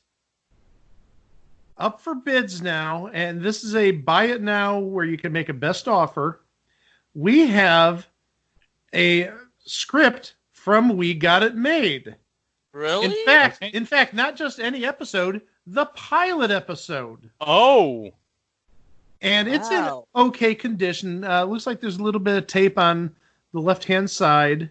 That's some sort of sticker. It looks like it's for... it just says the name of the show, We Got It Made, and it mentions the creators that we mentioned earlier, the Fars. And there's a little tear at the top of the script, but otherwise looks like it's in pretty decent condition for being, almost 40 years old at this point. And I will start with Greg. How much do you think this script is going for on eBay? Not how much you'd pay for it, but how much do you think this script is going for? I would say about $55. All right, $55. Chico. I would pay $150. but it's not necessarily how much you'd pay for it, it's how much do you think it's going for. I think it's going for $15. Okay, that's a big gap there. $15 for Chico, $55 for Greg, and the buy it now price, if you want this script from the pilot of We've Got It Made, $75. Are you kidding me? I'm not kidding you. $75, buy it now, but you can always make a best offer. $150. No. I think you're right about that. $150 isn't about as much as I pay for this. Well, guys, I got my own entry for eBay Prices Right for you guys. All right. Okay, you ready? Yeah. Let's do it. Okay. It is a photo from We Got It Made, and it's titled Matt McCoy, Smiling Portrait, We Got It Made Original 1983 NBC TV photo. Now, I want you to guess the buy it now price, so then I will go starting with Mike. Well, I'm going to disqualify myself because I probably saw it when I was researching script. So play clock game with Chico. Yeah, so we're going to play the clock game. So hold on 1 second. Let me get my stopwatch. I got a clock up. Don't worry about it. Okay, go ahead. All right. And the clock will begin when Chico gives his first bid. $20. Higher. $30. Lower. 21, 2, 3, 4, 5, 6, 7, 8, 9. 7. Higher. 27.50. Higher. 27.60. Higher. 27.70. Higher. 27.80. Higher. 27.99. You got it. You got it right under the buzzer. Oh! Nailed it! Just like he planned. That was not scripted, by the way. Yeah, I mean, I was watching the clock, 30 seconds, and right when the clock hit the 30-second mark, I buzzed him, and he got in right under that. Yep. Well, guys, we got it made. What can we say about it? I know what I can say about it. It was a thing on TV. Oh, we're not even going to have a description. We're just going to say it. It was a thing on TV. It was a thing on TV. Not much more need be said. You can't spell "it was a thing on TV" without T and A. Mm-hmm. It was a thing on TV. Okay, you can't really say "and," but if there's an ampersand, well, there's a T and an A. That's all that matters. Well, anywho, don't forget, you can always go to our website, itwasathingontv.com. We've got every past episode there. We've got links to our social media, including the Discord server. Please feel free to drop us a line, send us an email, send us a message. Send us pictures of Tom Villard. Or Matt McCoy. Don't listen to either of them. Feel free to email us, give us your comments, give us suggestions. We love hearing from you guys. And as always, don't forget, like and subscribe and rate and review. Please rate and review on Apple Podcasts and wherever you get your podcast from. And also, as always, don't forget to share. Tell a friend, tell a neighbor, tell a parent, tell somebody who'll listen, because sharing is caring. And by the way, 5 stars or just email us telling what your problem is. Yeah. Yeah, because if we go below 4.5 stars, the bus is going to blow up. Yeah, Dennis Hopper is really going to mess our lives if we don't get 5-star reviews. Yeah, and if we don't get 5-star reviews, we'll never be able to do the spin-off podcasts. It was a thing at the movies, and it was a thing at the arcade. Or it was a thing at the breakfast table. Exactly. Until next week. Oh, next week we have a timely episode, and one that we've really been eager to talk about. Next week, specifically the latter episode. That one, I think we're going to have a deep dive into. That one's going to be a really fun. Yeah, that one's going to be a really fun episode. The first episode is going to be fun too. But as always, 2 excellent episodes are going to be coming your way starting on the 15th of June. But until then, please enjoy the rest of your week. Thank you for listening. Thank you to Chico. Thank you to Greg. And thank you, Mike. Oh, that's me. We'll talk to you very soon with 2 more installments of It Was a Thing on TV. Wow! Mr. Rogers, I almost forgot that suit did nothing for your ass. No one asked you to look, Tony. It's ridiculous. I think you look great, Cap. As far as I'm concerned, that's America's ass.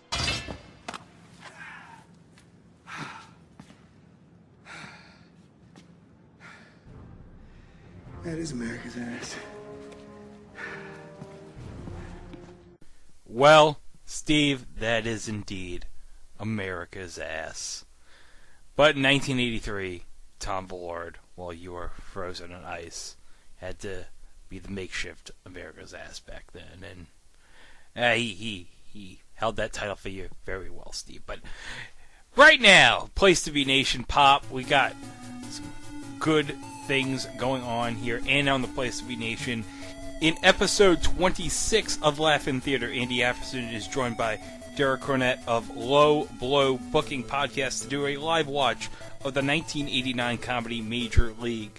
As the guys discuss the best baseball movies, the use of the F-bomb in the movie, Spitballs, celebration dances, stalking exes, Mr. Baseball, bad haircuts, messing with Jobu, bullpen cars, open access apartments, and the things you don't see in baseball anymore. So remember, Wild Thing, you make my heart sing. Oh, man, bringing up Mr. Baseball, that's going to trigger Mike's memories of that fabled cruise where the only thing that he could watch on that cruise was Mr. Baseball. But you know what?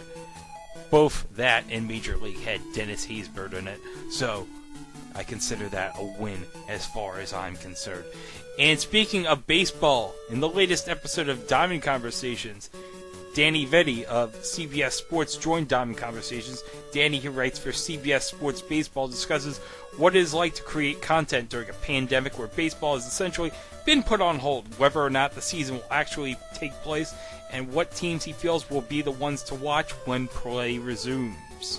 Also, be sure to check out the PTBN Wrestling feed, which includes a dive into topics running the gamut from the days WWE through yesteryear. The feed includes the Place to Be podcast, Main Event, Jenny and the Gems, Body Pressure Luck, PTB NXT, the NWA Saturday Special, and so much more. Subscribe to that. And while you're at it, subscribe to Jennifer Smith's The Jenny Positioned feed as well. It is the home of Geek and Sassy, Talking Pot, Freak Out Driving, Telling Stories, and more. And check out the North-South Connection, brought to you by JT Reserve and Chad Campbell. It's the home for Wrestling Warzone, No Holds Barred, the Extreme 3A Dance, Jeff Learns Wrestling, and more. And we have officially kicked off our 2020 stretch project, determining the greatest WCW match ever. You have all year to do research, promote matches, and build your list. Conversation Reels can be found at www.facebook.com/GWCW matches or on the Pro Wrestling Only message board. And be sure not to forget to check out PlaceToBeNation.com. Each and every day we have new voices and fresh takes, bringing you articles on topics of the worlds of wrestling, sports, and pop culture, including Trent's SmackDown on Fox Report, This Week in the WWE by John Crow, Paulie's Perspective, Jason's DVD Deep Dive, and Ben's Unpopular Opinion. And don't forget about veteran columns like Glenn Butler's Wednesday Walk Around the Web. And if you're doing online shopping at Amazon.com, be sure to click on the Amazon banner on the right side of the Place to Be Nation homepage, or use www.placetobenation.com/Amazon. It'll take you right to Amazon, and it'll help PTBN at no cost to you. Okay, if you listen to the Place to Be Nation wrestling feed, you'll remember that we did our first ever live show covering the Dark Side of the Ring episode regarding future topic Herb Abrams. But we decided as a bonus for this week, we included our second live episode that we did about 2 weeks ago. And it is a live watch of the second season premiere of Press Your Luck, the new version featuring Rita Repulsa / Betty Brant / Effie Trinket herself, Elizabeth Banks. So if you have ABC On Demand somewhere, queue up the second season premiere of Press Your Luck on your on-demand service or on the ABC app or whatever, and you can follow along with us with this commentary track. Alright, so without further ado, here's our second live show on the Press Your Luck Season 2 premiere. We asked 100 women. It's a big turn-off if a man has too much hair on his what? Chair. On a scale of 1 to 10, how good do you look compared to others? Chair. Penis. A reason you're wearing a ski mask. Chair. Naked grandma. Some farmer might sell if he needs money fast. Chair. A room in your house that has a clock. Chair. Chair. My man.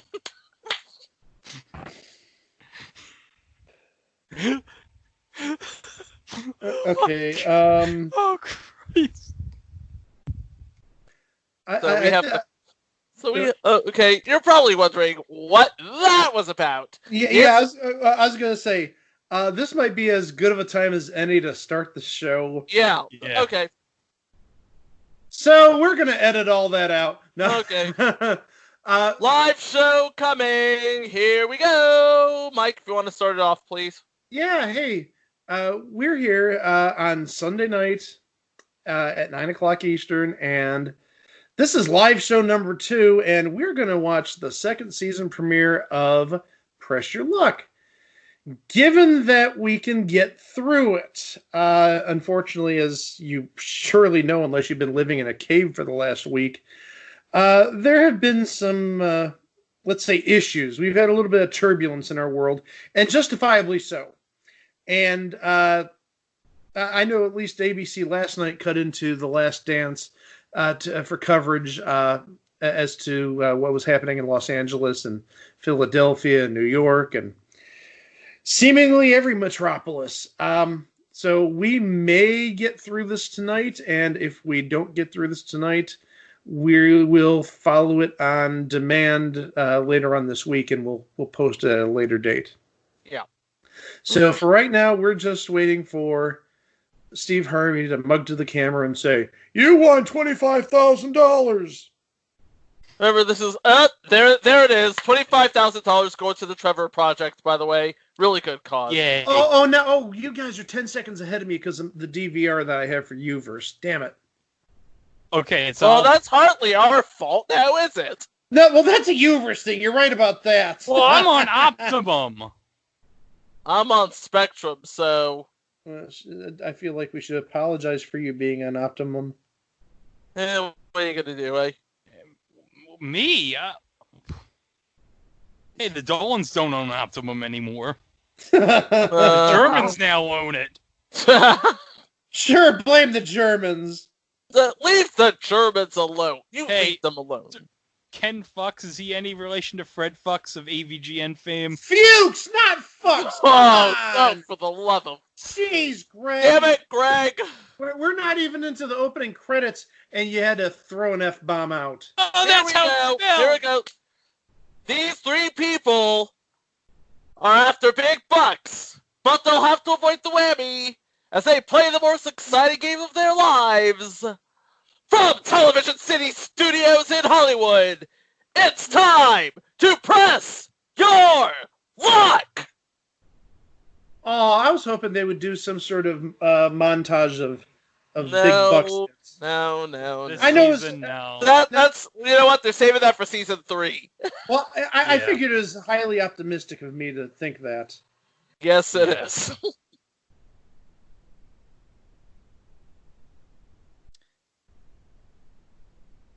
Oh, look, it's Repulsive Rita. I mean, Rita Repulsa. No, holy shit! Epic Trinket is hosting Press Your Luck. No, wait a minute. Betty Brand is hosting Press Your Luck. Which makes sense because if you go on Freeform right now, you know what they're running? The Hunger Games Mockingjay Part 2. Oh. Well, I was hoping it was going to be Spider-Man 2. No. Okay, so today we have, I have no idea who we have competing. I completely missed the intro. We have Walt. See, this is where being 10 seconds behind helps. We have Emily and Chad. Not that Chad. Not Chad Pennington. Okay. I'd rather watch him, but no, not him.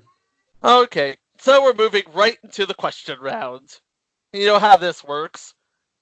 Get a question right on a buzz-in, it's worth 3 spins. Multiple choice, it's worth 1 spin. Yeah, if you have this, yeah. Roasting yogurt, you've got... A FOMO for Froyo.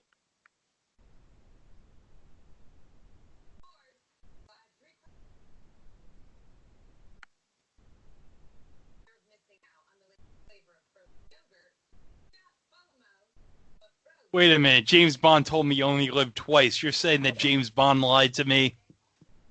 Which James Bond was it? Well, it certainly wasn't the George Lazenby Bond. Well, yeah, that was on Her Majesty's Secret Service. He only lived twice. That would have been...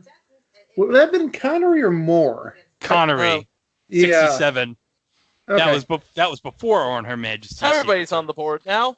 Right. Drake might be a famous Canadian rap star, or he might be a bird. Specifically, what kind of bird is a drake? Oh. I know that. Nobody knows this. What? Nobody knows what a drake is. Okay, one thing I'm going to say, just 2 questions in.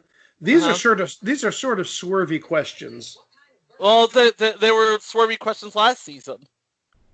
Well, they were always swervy questions, even in the original version. Nah, they weren't too swervy. They were swervy. I mean, it's not like they're saying, well, Drake is a rap star, and 2-3. Drake is also a type of bird. What color are my eyes? Yeah, it's not like According that. Yeah. What's the number one excuse, according to CareerBuilder.com, for Americans being late to their job? Traffic. That's what. Naked grandma. Chair. You're chair. Everybody says traffic. Everybody's right. Yeah. Of course, everybody's 2, right. 6. Chad goes to 3. Get it together, Brandon. Final question of the round. Oh, wait, no, they're doing 3 questions this round. So it's time to rotate the board.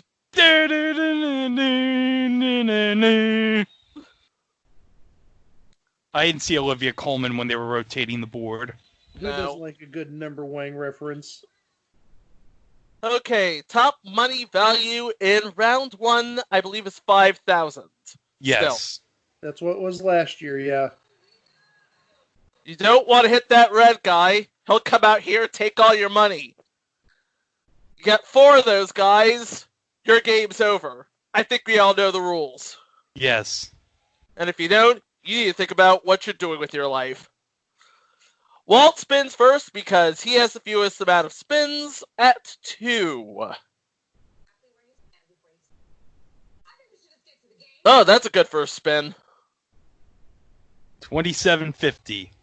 Off a move 1 space. Oh, by the way, this season we have the return of add a 1 and double your bucks. Yeah. You're killing me. You're 10 seconds ahead of me, and it hurts to be spoiled. It's okay. But look at that add a 1. That add a 1 is pretty. Oh, it is nice. Oh, yeah. When we get to the next commercial break, we'll pause and wait 10 seconds. Yeah. Oh, you're so kind. All right, Chad's at the board now. Oh! Oh! Stop at a whammy. It's the Oh! James Bond whammy.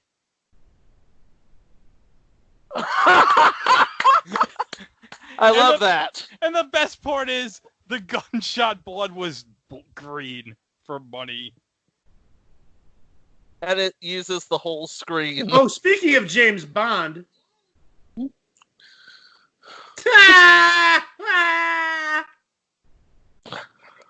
Oh, that is absolutely gorgeous. All right, Chad's now at 1,500. He's got 1 spin. Okay, and he picks up another 1750 for a total of 3250. But now it's time for Emily to spin the board.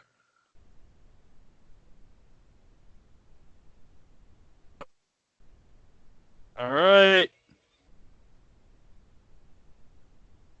Good first spin, $2,000. Yeah.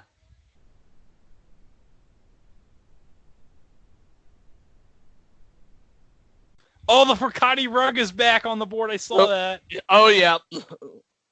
Big bucks, $3,000. Right next to the Fricati rug, which nobody still knows what it is, but whatever. Hey, I have a Fricati rug in my living room. Okay, what is a Fricati rug? Mine is like, it's an IKEA Fricati rug, and it's like a fake, not necessarily sheepskin. It's just a rug, like a 3x2 foot rug, a white furry rug. Okay. Okay. Emily at 6,500.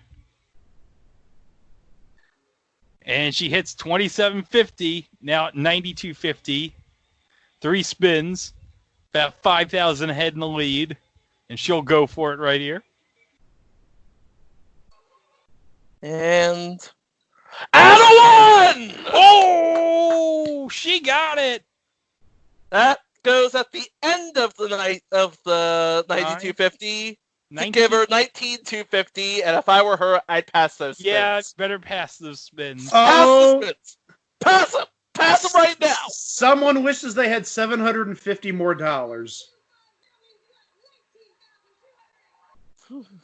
And those pass spins go to Walt. He has to take them. Take him like a man.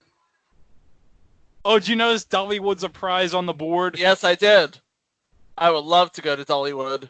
But you know what? 2750 is good too. 7,000, one spin Walt's got to take for the end of the round. $5,000! So, at the end of round one, Walt has 1,200. 12,000. 12,000. Chad has 3,250. Emily with 19,250. She has the advantage of spinning last in the next round, which will happen right after these conveniently timed commercial messages. Yes. All right, let me pause. I'm pausing. 1, 2, 3, 4, 5, 6, 7, 8, 9, 10. Okay. Pausing for Harambe. Pause for Harambe. Yeah. Yeah, because as we're recording this, it's 4 years today that Mike Francesa gave us the epic rant about the gorilla. Dude, tell us a story, Greg. Tell us a story. Yeah, well, it's nothing much of a story. He just was.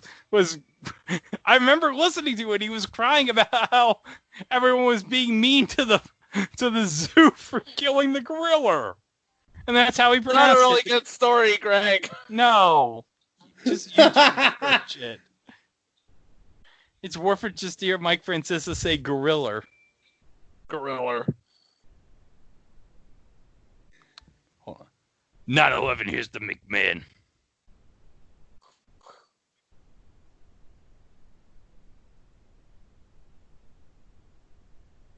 Oh, Home Depot's got free delivery. Hey, I could not complain about Home Depot. I had to make a Home Depot run last week. I picked up a nice electric hedge trimmer. Oh, wow. Pizza Hut, $9.99. 3 topping pizza.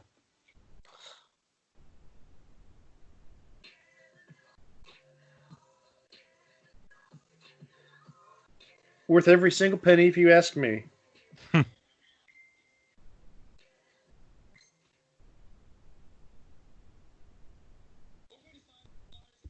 Oh, Geico can save you 15 minutes or more.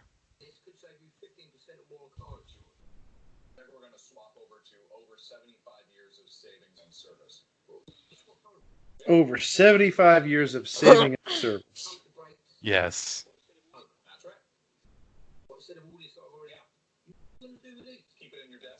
Geico, over 75 years of savings and service. Oh my God, Millionaire season finale is already here? Wow. I have not seen a single episode of that because my DVR screwed up. Okay. But I mean, you got the best episode. It's Anderson Cooper and Andy Cohen. Come on. The continuation of the best episode ever, because if you remember, his game started last week. Yes. And if you ask me, I personally don't care because they need to bring back the civilian version just solely on the basis of me still being in the pool. But Jeopardy can call me. I don't care. Yeah. Jeopardy, I mean, whatever. If it gives us free pub. Oh my God, this Adam Scott show. I like watching this Adam Scott show. Yeah. I mean, don't embarrass yourself. Spoiler, they'll embarrass themselves.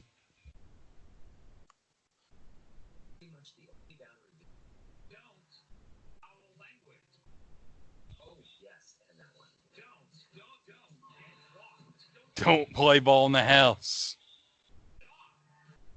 Don't stop Thinking about tomorrow. Don't stop. Oh, never mind. Okay. Hey, the show's back. Yes. Now it's time to learn a little bit more about the contestants.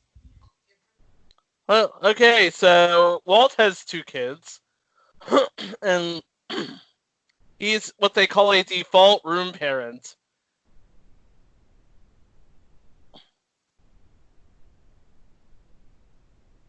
Ooh. Aww. C+.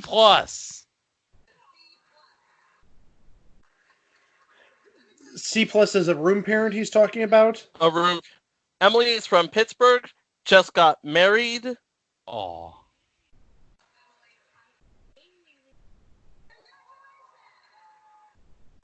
And she asked what she wanted to be when she grew up, was a game show host.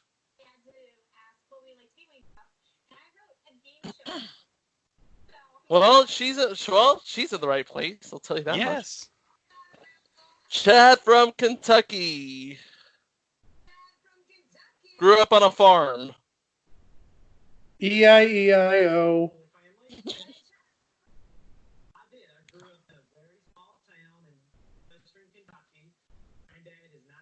Oh my God, his granddad's 90 and still works on the farm. Wow. That's dedication. Yes, it is.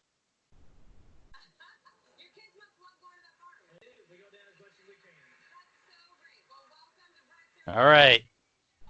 Let's get to the second question round. Here's the second round of questions. There are no players currently wearing the number 42 in Major League Baseball, except what's the year on April 15th when all the players wear that number to honor what legendary...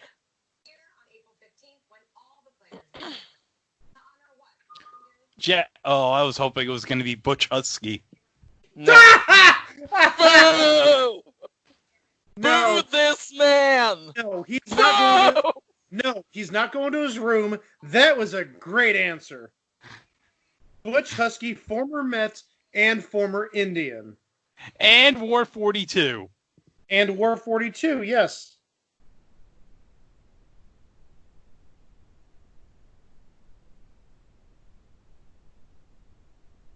So Walt goes to 1, Emily goes to 1, and Chad goes to 3. Eat my shorts. That's the catchphrase of Bart Simpson.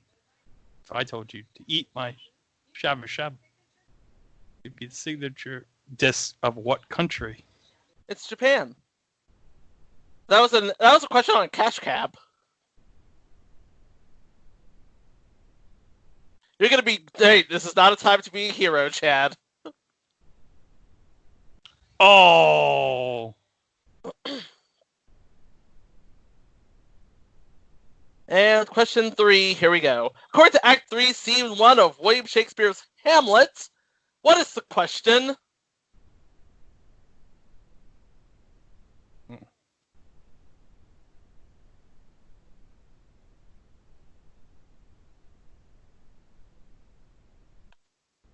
Have you seen my uncle? No, I haven't. I heard he's a nice fella. Okay. So Walt goes to 2, Emily goes to 4, and Chad goes to 4. Final question time.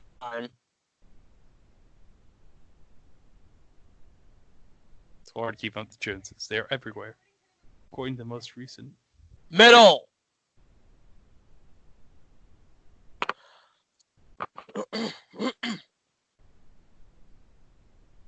Smith.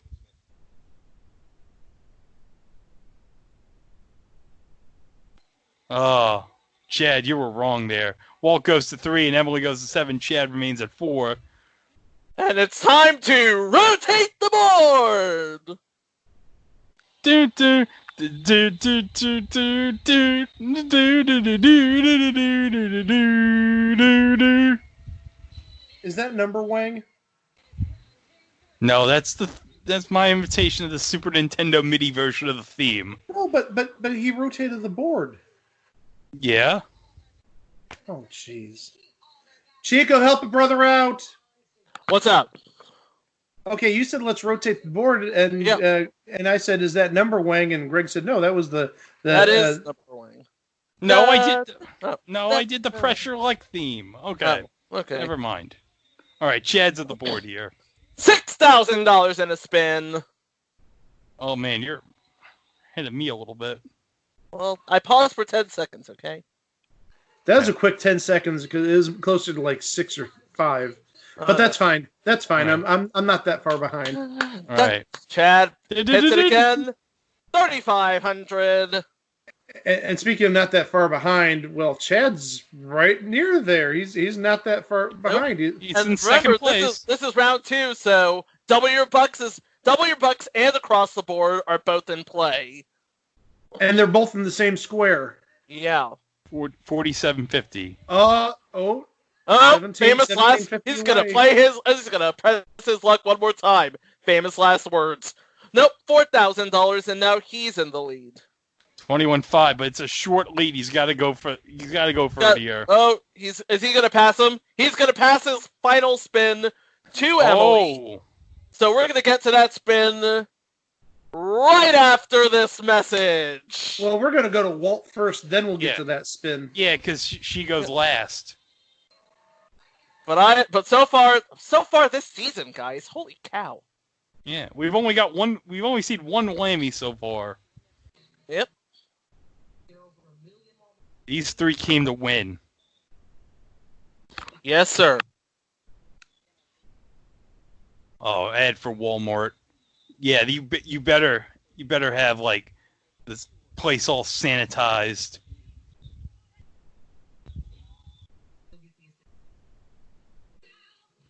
I've really only been on like a 10-mile radius like the last, 2 months, 2.5 months since I got back from Florida in mid-March. So, okay.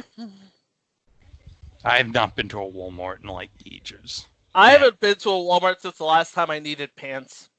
That's my break glass in case of emergency place for pants. And I'm a Target guy anyway, so. Me too. I love their shirts. I'm occasionally a Target person, but I'm more a Meijer person nowadays. But you guys wouldn't have Meijer because that's a Midwest thing. Is that like a Oh, we're talking about it on we're podcasting now. Yeah. My sister asking me about Walmart. Yeah. No, he's not going on a Walmart run. Hell no, we're under a curfew right now. Yeah. Well, that too. And I was gonna say, is that like a cow door, my door? Yeah, I don't know what that is. Idor. Oh, that sounds like a pharmaceutical drug. Cowdoor was a store chain here in the Northeast that went out of business like 20 years ago, similar to Walmart. I've heard of it. Like Ames, by the way. There's really good Bright Sun films on Ames and Bradley's. Now that I think about it. Oh, I liked Ames. We never had Ames here. I remember the closest Ames I've ever been to was, I believe it was South Miami, Florida, back in 1992. Ames, there were some in Jersey because I know Chris Lane has mentioned going to Ames when he was younger. So they were near you, maybe not in New York, but definitely in South Jersey. Jersey, yeah. But I never went to Jersey when I was a kid. Yeah, Ames, 92. Ames was long gone from here in 92. I think not necessarily long gone. I think it closed up around 90 or 91. Okay. And yes, Meijer is sort of like a Caldor, sort of a, I wouldn't even say glorified Kmart because that would be mean to Meijer because Meier's nothing like Kmart. It's essentially pretty much like a Walmart Supercenter, but their associates are very friendly, very helpful, very competitive prices. Plus, also my cousin's spouse works there. Oh, so. James Vanderbeek's going to be on Match Game this season. Oh yeah, he was on Match Game last season. Oh, I didn't realize that. Goal. By the way, Match Game. Yeah. Awesome. Tonight's episode looks like we can't miss it. Oh, no. Yeah. No. With Michael Chiklis and what appears to be like a prison theme. Oh. Okay, we're back to the board with Walt. And 3,500 at a spin. So he gets that spin right back. Still has 3. I saw Space Camp surprise on the board. What are you going to do? What, a grown-ass adult's going to go to Space Camp? Oh. Yes. And absolutely. We have fucking Bronco Whammy. And that looks like it hurt. Yep. The Whammy is John Travolta in Urban Cowboy.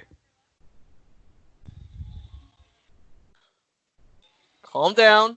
Hit the board. Hit it. And if we've learned anything from Personal Injury Court, don't ride the bucking Bronco. Yeah. Yeah. Oh, and also Big D. Big D wants to know what happens. Big D wants to press his luck right now. You'll find out more about Big D at the end of the year, folks. And there's another Whammy. It's the Brontosaurus Whammy. It looks like your money is extinct. And there's the meteor. He's eating away at the score. How cool is that? He ate the top off the 7. Yes. I love this. Okay, Emily has 8 spins, one of which she must take. So now it's essentially a 2-person game. Yeah. All right. And she's getting that spin right back because she hits 35,000 in a spin. 3,500. You know what? You know what we haven't had in a long time? An epic spin battle. Oh yeah, like the Lori Caffey battle of 1984. You never forget the Lori Cathy battle of 1984. Ooh, cashmere pajamas. Ooh. I love that graphic, by the way. $2,400. Since I have my sound muted, how many pairs of cashmere pajamas is that? I have no idea. Well, okay, and I wouldn't be surprised if it's 1. I'll talk about that in the next break. $4,000. It's $2,400 in cashmere pajamas. Okay, so maybe $200 a piece, 12 pairs, or maybe like cashmere pajamas for a year. I don't know. 2,000 in a spin. Emily's at 31,150. Really good, 10, really decent total. She better watch out for that whammy. Don't hit the whammy. 5,000 in a spin. I did not become Peter to market just now, did I? Yes, you did. Okay. 36. Oh, I think you got. Oh, she's going. She's hitting it. She's hitting it. Oh, she hit it too much. It's wacky waving inflatable whammy. Wacky waving inflatable whammy. Oh, and it has a leak. Oh boy. Oh, you know what? 36,000 will fix that right up.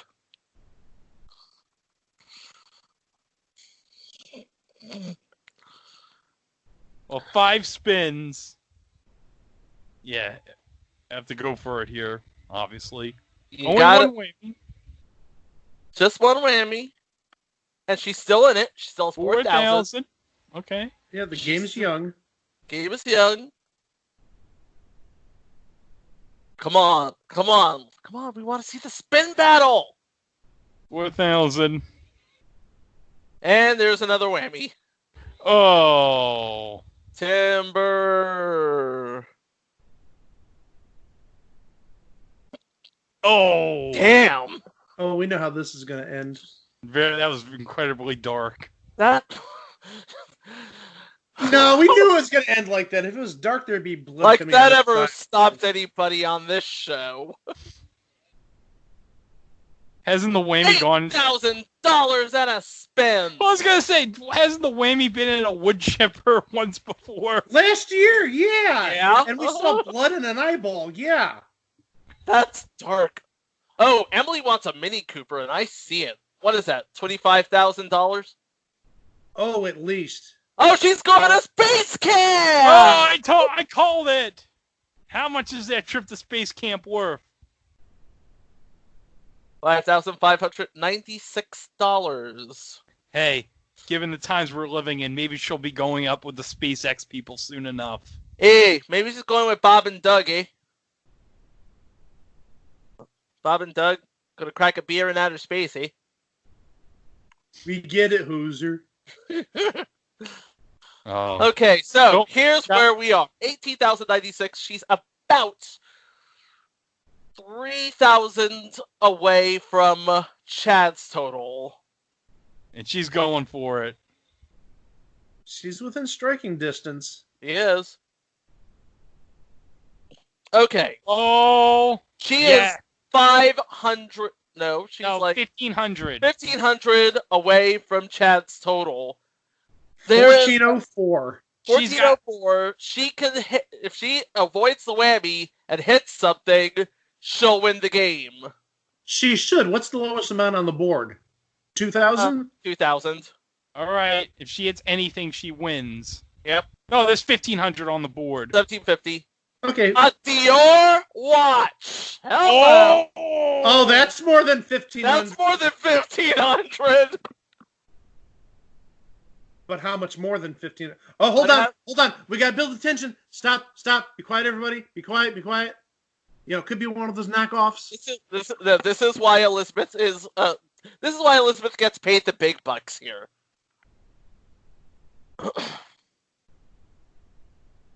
I think Chad knows he lost. Oh yeah! Oh yeah, definitely. $4,800. And Emily's the big winner today with a total of $24,896. Oh, about 104 shy of the CBS retirement limit back in 1984. Yeah, but this is ABC in 2020, Holmes. And we are not done. Yeah. Emily's not done. We got a bonus round, baby. Emily's about to have a press your luck party all by her own damn self. All right. Oh. Well, while we're in this break, I do want to mention, as I mentioned at the top of the show, Chico and I are friends, or at least acquaintances, with at least one person who works on the show, and we were talking, I don't know if it was this past Friday night in anticipation of the premiere tonight, or if it was maybe Memorial Day. But we were talking about some of the... It must have been Monday. It was Monday. Yeah. We were talking about some of the prizes on the show and essentially what they're trying to go for with like M&Ms for life. And if you remember last year, the statue of yourself. They're sort of going like the Hammaker Schlemmer route of this is luxurious crap or goofy crap you'll never spend $1 on in your life.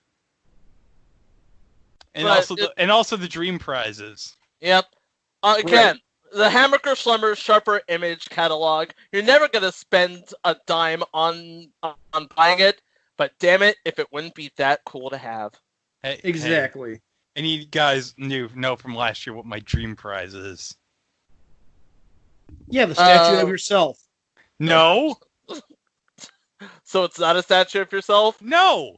I told you what it is. It's a life-size statue of McLean Stevenson. Can you imagine if I was on Pressure Luck and Elizabeth Banks announced the prize and my parents and my brother would all be looking at me like, what the hell? I'm like, I'm going to tell you right now. Okay, yeah, it's like, okay, here's the thing. Mike wants season tickets to the Indians. I want a Maserati Ghibli Spider. Greg wants Wait. How do you get a Maserati and I get just stinking Indian season tickets? That's not fair. I don't know how much Indian tickets for a season cost. Oh, a couple thousand at most. And you want a Maserati, which is probably high 5 digits, low 6 digits. Yeah. Meanwhile, Greg wants a statue of McLean Stevenson. And I can see Greg's dad. Greg, we need to have a talk. That's exactly what he'd say. The statue that you won, I thought it's supposed to be a statue of yourself. When the hell did you become McLean Stevenson?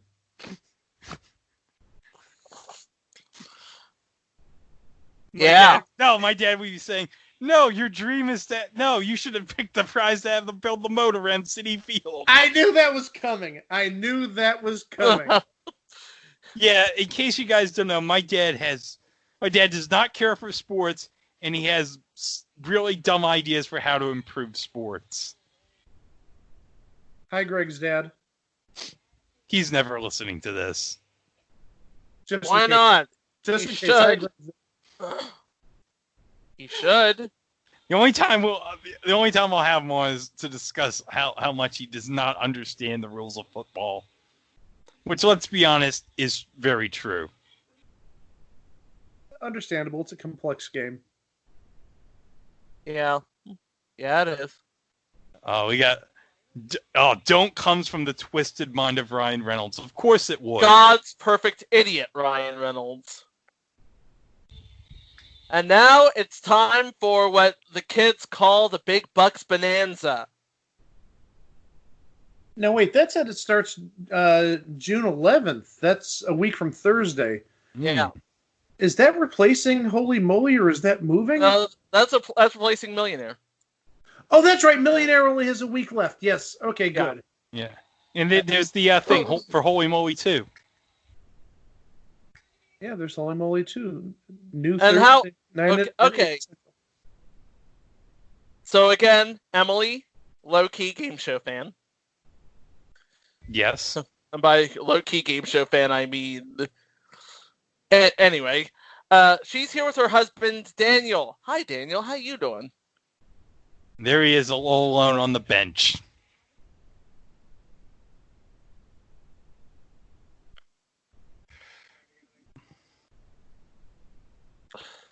I'd really hate to be all by myself on that bench there. Well, what can you say? Yeah. Okay, so the bonus round is 5 rounds against the Whammy. You can take at the end of every round, you can take all the prizes and walk away. But the longer you stay in, the better the prizes get. And if she can make it up to $500,000, Fremantle will sponsor the other half. But again, 4 whammies means you're only going home with what you won in the front game. You know, Greg is right. Somebody needs to sit next to her husband on that bench. I know, you know right? You know what they need? They need the Whammy mascot from Whammy. Oh God. Oh, jeez. By the way, the big bucks in the first round is $10,000. But because this is Emily's personal Press Your Luck party, we also have Steelers tickets. Boo! Yeah, because Mike's from Cleveland, obviously. Hey, at least it's not Patriots tickets. Boo! I'm just saying. Steelers end zone tickets. That's on the board. Well, she won't be using them this season. And there's also a Lazy Boy. Lazy Boy? Plus a sofa, love seat, power recliners, the whole 9. I get to prop my feet up. And that does look like leather, so that's not cheap. No, it is not cheap. So the Lazy Boys are going on the board. And we're starting with 5 spins. Just 5. You could do a lot. You could do a lot of damage with 5 spins. Yeah, go.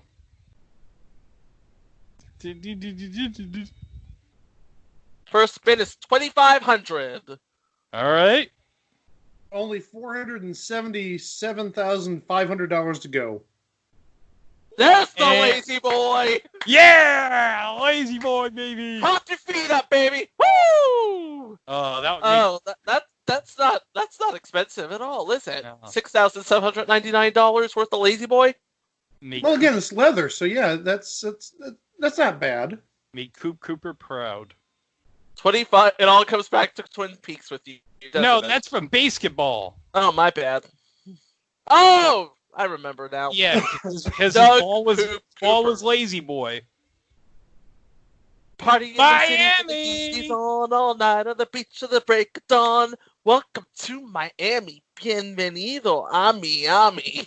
Makes me want to put on Jock Rock 2000 right now. Okay, one spin left. Do some damage. Do all the damage.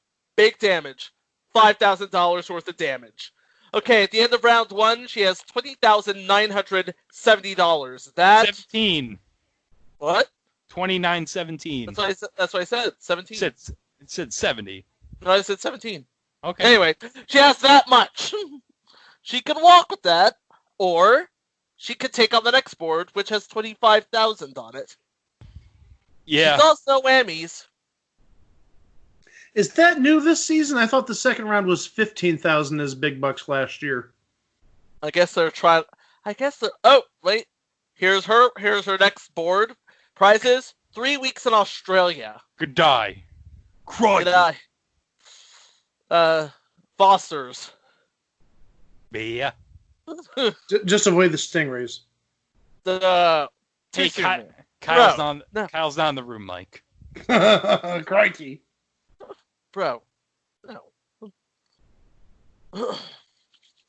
So that's going on the board. Oh boy. Is that it? Just Australia? Just Australia this round. And so we're gonna take a break. Emily's throwing us the break because she's always wanted to be the host of a game show. And you know what? I feel that. Yeah. I'm here for that. Yep. Run it up the flagpole, I will salute it.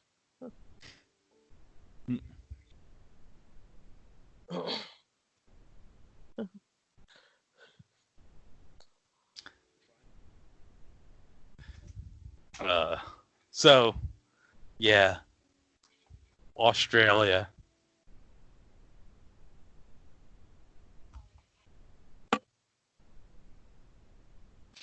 Oh, we got consumer cellular. We got like a dog sitting by the sidewalk. $20 a month, no contract. Incredible. Consumer cellular. It's the cell phone your parents and grandparents use. I wouldn't know because my parents use AT&T.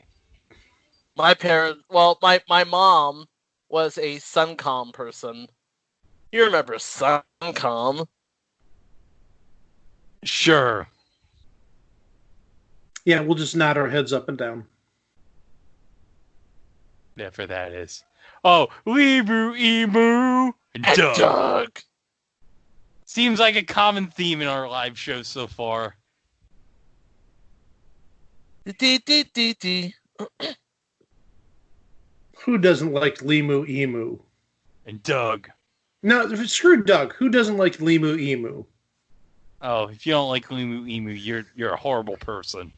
You need to. You're a card, and you need to be dealt with. Yeah. Oh, and also, if you're a card, you need to be decked. Oh, speaking of cards, when's Card Sharks premiering? Card Sharks was not produced for the shutdown, so. Oh, okay. So no Card Sharks this year. And no Card Sharks and no Supermarket Sweep for the time being. Oh. But supposedly, Supermarket Sweep is one of those shows that may end up somehow on the fall schedule. Okay, that's good. But actually, speaking of Card Sharks, the home game for Card Sharks should be coming out. Whoa! There's a home game for Card Sharks coming out? Yeah, there's a home game for Card Sharks coming out. I believe it's supposed to go on sale in June. Well, okay. Yeah, given you'll hear this May 31st at probably about 11 o'clock. Right. It may go on sale in an hour for all we know. I'll do a little bit of searching while the commercial's going on. Okay. It's funny you mention Card Sharks because just today I was listening, watching the podcast Joel McHale now has with Dr. Ken, and they were talking to Dave Bautista today. So. No, they weren't talking to Dave Bautista. Dave Bautista was just looking at them. Oh, yeah. He was... He was standing very still. Very still. Yes. Dave Bautista, the hero we all need right now. Okay, per Endless Games' website, the Card Sharks home game is coming soon, June 2020. Okay. I'll see if I can get any more information from Amazon or because we never Target. got a Card Sharks home game, did we? Yes, we did. We did. There was a Card Sharks home game in 2002. Oh, the it was graphics based off of 2001, and no. It was based on the game we know and love, but the graphics, the graphics were from 2001. Okay. Nobody talks about the 2000. All right, let's we're back. We're back into it with the 32. But we will talk about it sooner or later. It's on the list. Card Sharks 2001. Yes. Yeah. 3250. Next spin up. $5,000. $29,167. 25,000. What? Oh, how you play the game. 54,167 now. She could have used the plus a spin there. Yeah, this is what you call considering money. She sells one more spin though. Oh yeah, she's got to take this. 2,500. Okay, so $56,667. This is what we call considering money. Do you want to play again, or do you want to walk? Just a reminder, the big bucks in the next round, $50,000. Well, she might as well go for it. She's got no whammies. She has no whammies, and she can't be eliminated on the next round. But wait, there's more. And what? Oh god, Lizzie's getting dramatic, guys. Lizzie's what getting is it? dramatic. An accessible van. What? A Toyota Sienna with a built-in wheelchair lift. And here comes the sob story. Her mom has multiple sclerosis and she's in a wheelchair. Oh. And that's sad. That's so sad. And that cannot be cheap. That is not at all. That's got to be at least, what, 40 Gs? 40 G. A Toyota Sienna with the lift, yeah, you're looking at 40,000. Oh, I'm thinking even closer to 50,000. Plus, also, you don't know how loaded this car is. Oh, yeah. Could have, like, so much, like, bling-bling on it. And are we going for it? Oh, yeah, she's going for it, baby. She's going for it. Yeah, you can't whammy out in the next round, because she's got 3 spins. But holy crap, holy cow. You gotta make that button work for you! You gotta make that button work for you! Who does that button work for? Yeah! That's the van! That's the van right there! Press your luck, don't quit! Now, how much is this gonna be worth? How much is this van gonna be worth?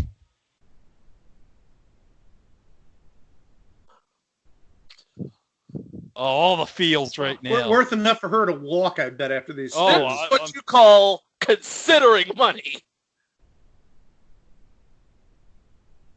Yeah, but remember, we also got like 14 minutes to go. True, and she still has 2 spins. And she doesn't have a whammy yet. What? What? Hold on, don't say it! Don't say it! Let me see what it is. What?! Okay, I thought my 50 was kind of high. What?! What? I was way too conservative with $40,000. Oh, we should also say how much it is. $79,000. $50,000 with the follow-up. Oh, you know what? Talking about that van, I think we need to say it this way, guys. It was almost $80,000. By the way, folks, you'll find out more about him in a future episode. Yeah. Oh, Gene Snyder's a legend. Oh, yes. Okay, I really think we've gotten into the territory of... Oh! What? Wait, hold on! Don't do this to me, guys! Oh, no! Well, we know she's playing on. Oh, she kind of has to. Yeah. And But the band goes on the board. Everything goes back on the board. Everything goes back on the board. That's the good news. This needs a big bank. Yeah. This version definitely needs the big bank from Whammy.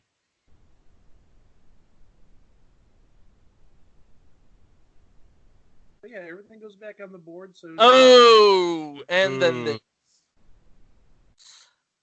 C 0 plus 0 still equals 0. Oh. Well. Oh man, I told you the Whammy has an evil cloning machine. Well, there you go. Hey. Yeah, apparently the Whammy and Tammy have gotten it on a few times.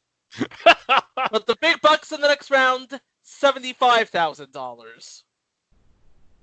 You know how much that is, Gene? That's $5,000 short of $80,000. Okay, 3 spins. And there are some loser whammies on the board. Yes. Anything could happen. Mm-hmm. A Tesla! By the way, Elon, you know what? This Saturday's successful launch, notwithstanding, Elon Musk is still a prick. You're darn right. You could just ask his kid, XAEX12. Yeah. Or whatever his new model name is. But he's not quite as trash as Jack Dorsey. No, because... Okay, we're playing on! Let's do it! Because Jack Dorsey has a hate box. 12-5. 12-5, staying alive. 12-5, staying alive. Staying alive with the Bee Gees. She could use some spins. Oh! $75,000. I can't even right now, guys. I can't even right now. She's. I'm just keeping an eye on the clock. It's 9:50. I think she's going one more round after this. I mean, it's tempting because she'll be right near 100,000 if she doesn't hit a whammy. 7,000. Well, the next round's 2 spins, right? Yeah. What was it? So it'd be the 4th round. So. Mm-hmm. So.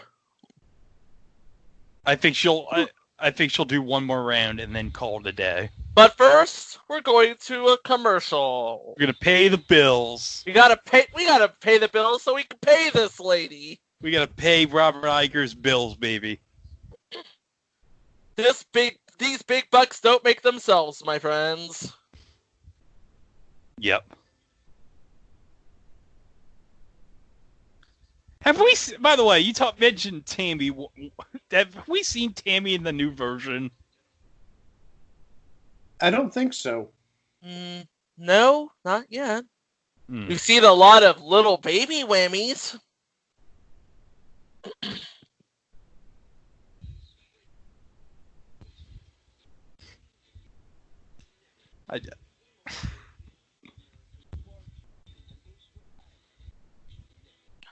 Baby whammies.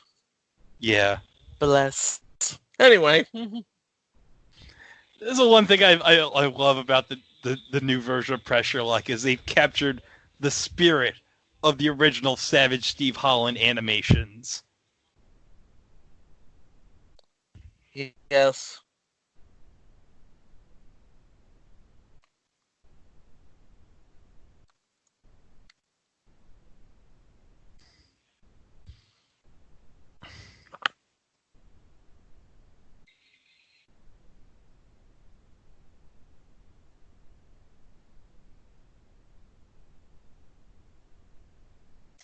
Invoke. Do not start if you have an infection and get tested. Tell your doctor if you have a history of blood clots.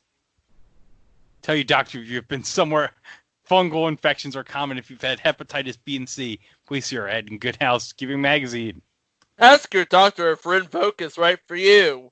Also, what do you mean it's not right for me? I think the commercial even said so. Also, do not taunt Happy Funball. Happy Fun Ball. Oh my gosh. I did not expect that. Nobody expects Happy Fun Ball. That was Nobody. Brilliant. Nobody expects Happy Fun Ball. Every time I watch a commercial for some drug, I always think of Happy Fun Ball. Do not taunt Happy Fun Ball. And especially this week, because sadly this week marked 22 years since we lost Phil Hartman. So very sad. Well, what is she at? Like she's at $94,000 right now. Just about. Yeah. So. By the way, Happy Fun Ball contains a liquid core, which, if exposed due to rupture, should not be touched, inhaled, or looked at. Well, that's a relief.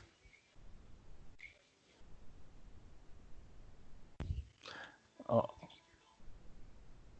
we got another ad for Home Depot.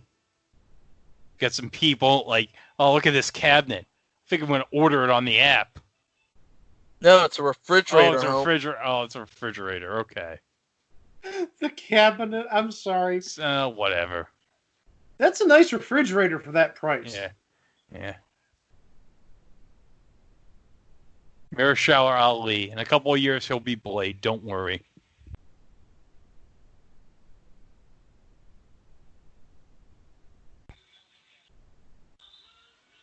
We have another match game promo.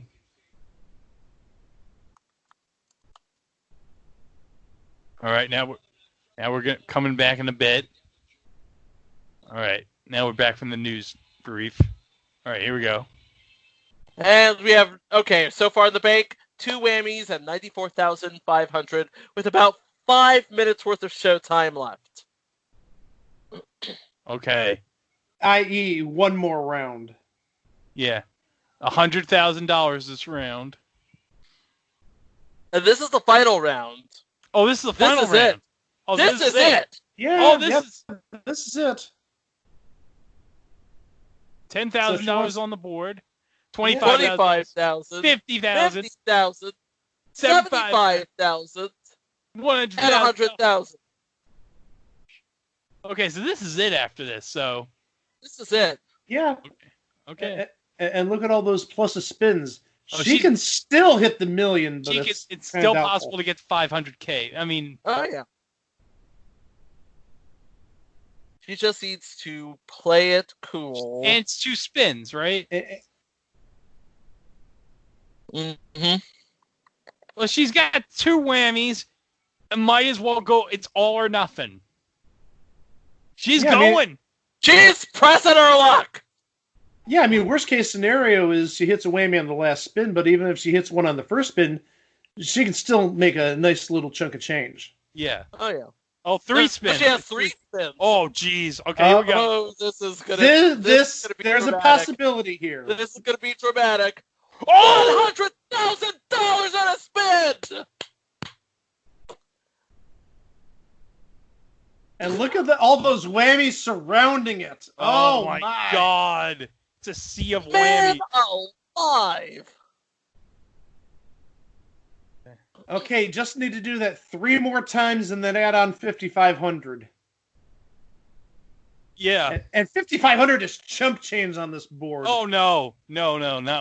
Not with this board, baby. This board. This board is crap and cash. Here we go. This board is a license to print money. Oh! Tesla! Get the Tesla! Tesla! Pick the Tesla! Oh! But also 75. How much is the Tesla? Tesla! How much is the Tesla? How much is it? I'd be at least 80. It's got it. If it's like over $100,000, I'm gonna be like, Greg may poop a brick here. oh no! Oh my God! Holy Toledo! $355,000. What? Oh. If she can hit, shit! Okay, if she, seriously? You can smell the money. If You she can can smell hit the money. If she hits 100,000 twice. Doesn't even need 100,000 twice. 75,000 twice wins it. This is conceivable. You can smell the money. Also, don't forget there's plus a spin up there. Yeah. Yes. This is conceivable. She can do it. She can the do van it. Is, remember, the van is still up there for $80,000 almost. Not hit that whammy. There is no whammy. There is no whammy. $50,000. Oh, this is all or nothing right here. This is your all or nothing spin. Oh my gosh. I've got to turn on the sound for this. This is absolutely amazing. Oh, this is going to be great no matter what happens. This is crazy. This is crazy. Thank you, Clark Griswold.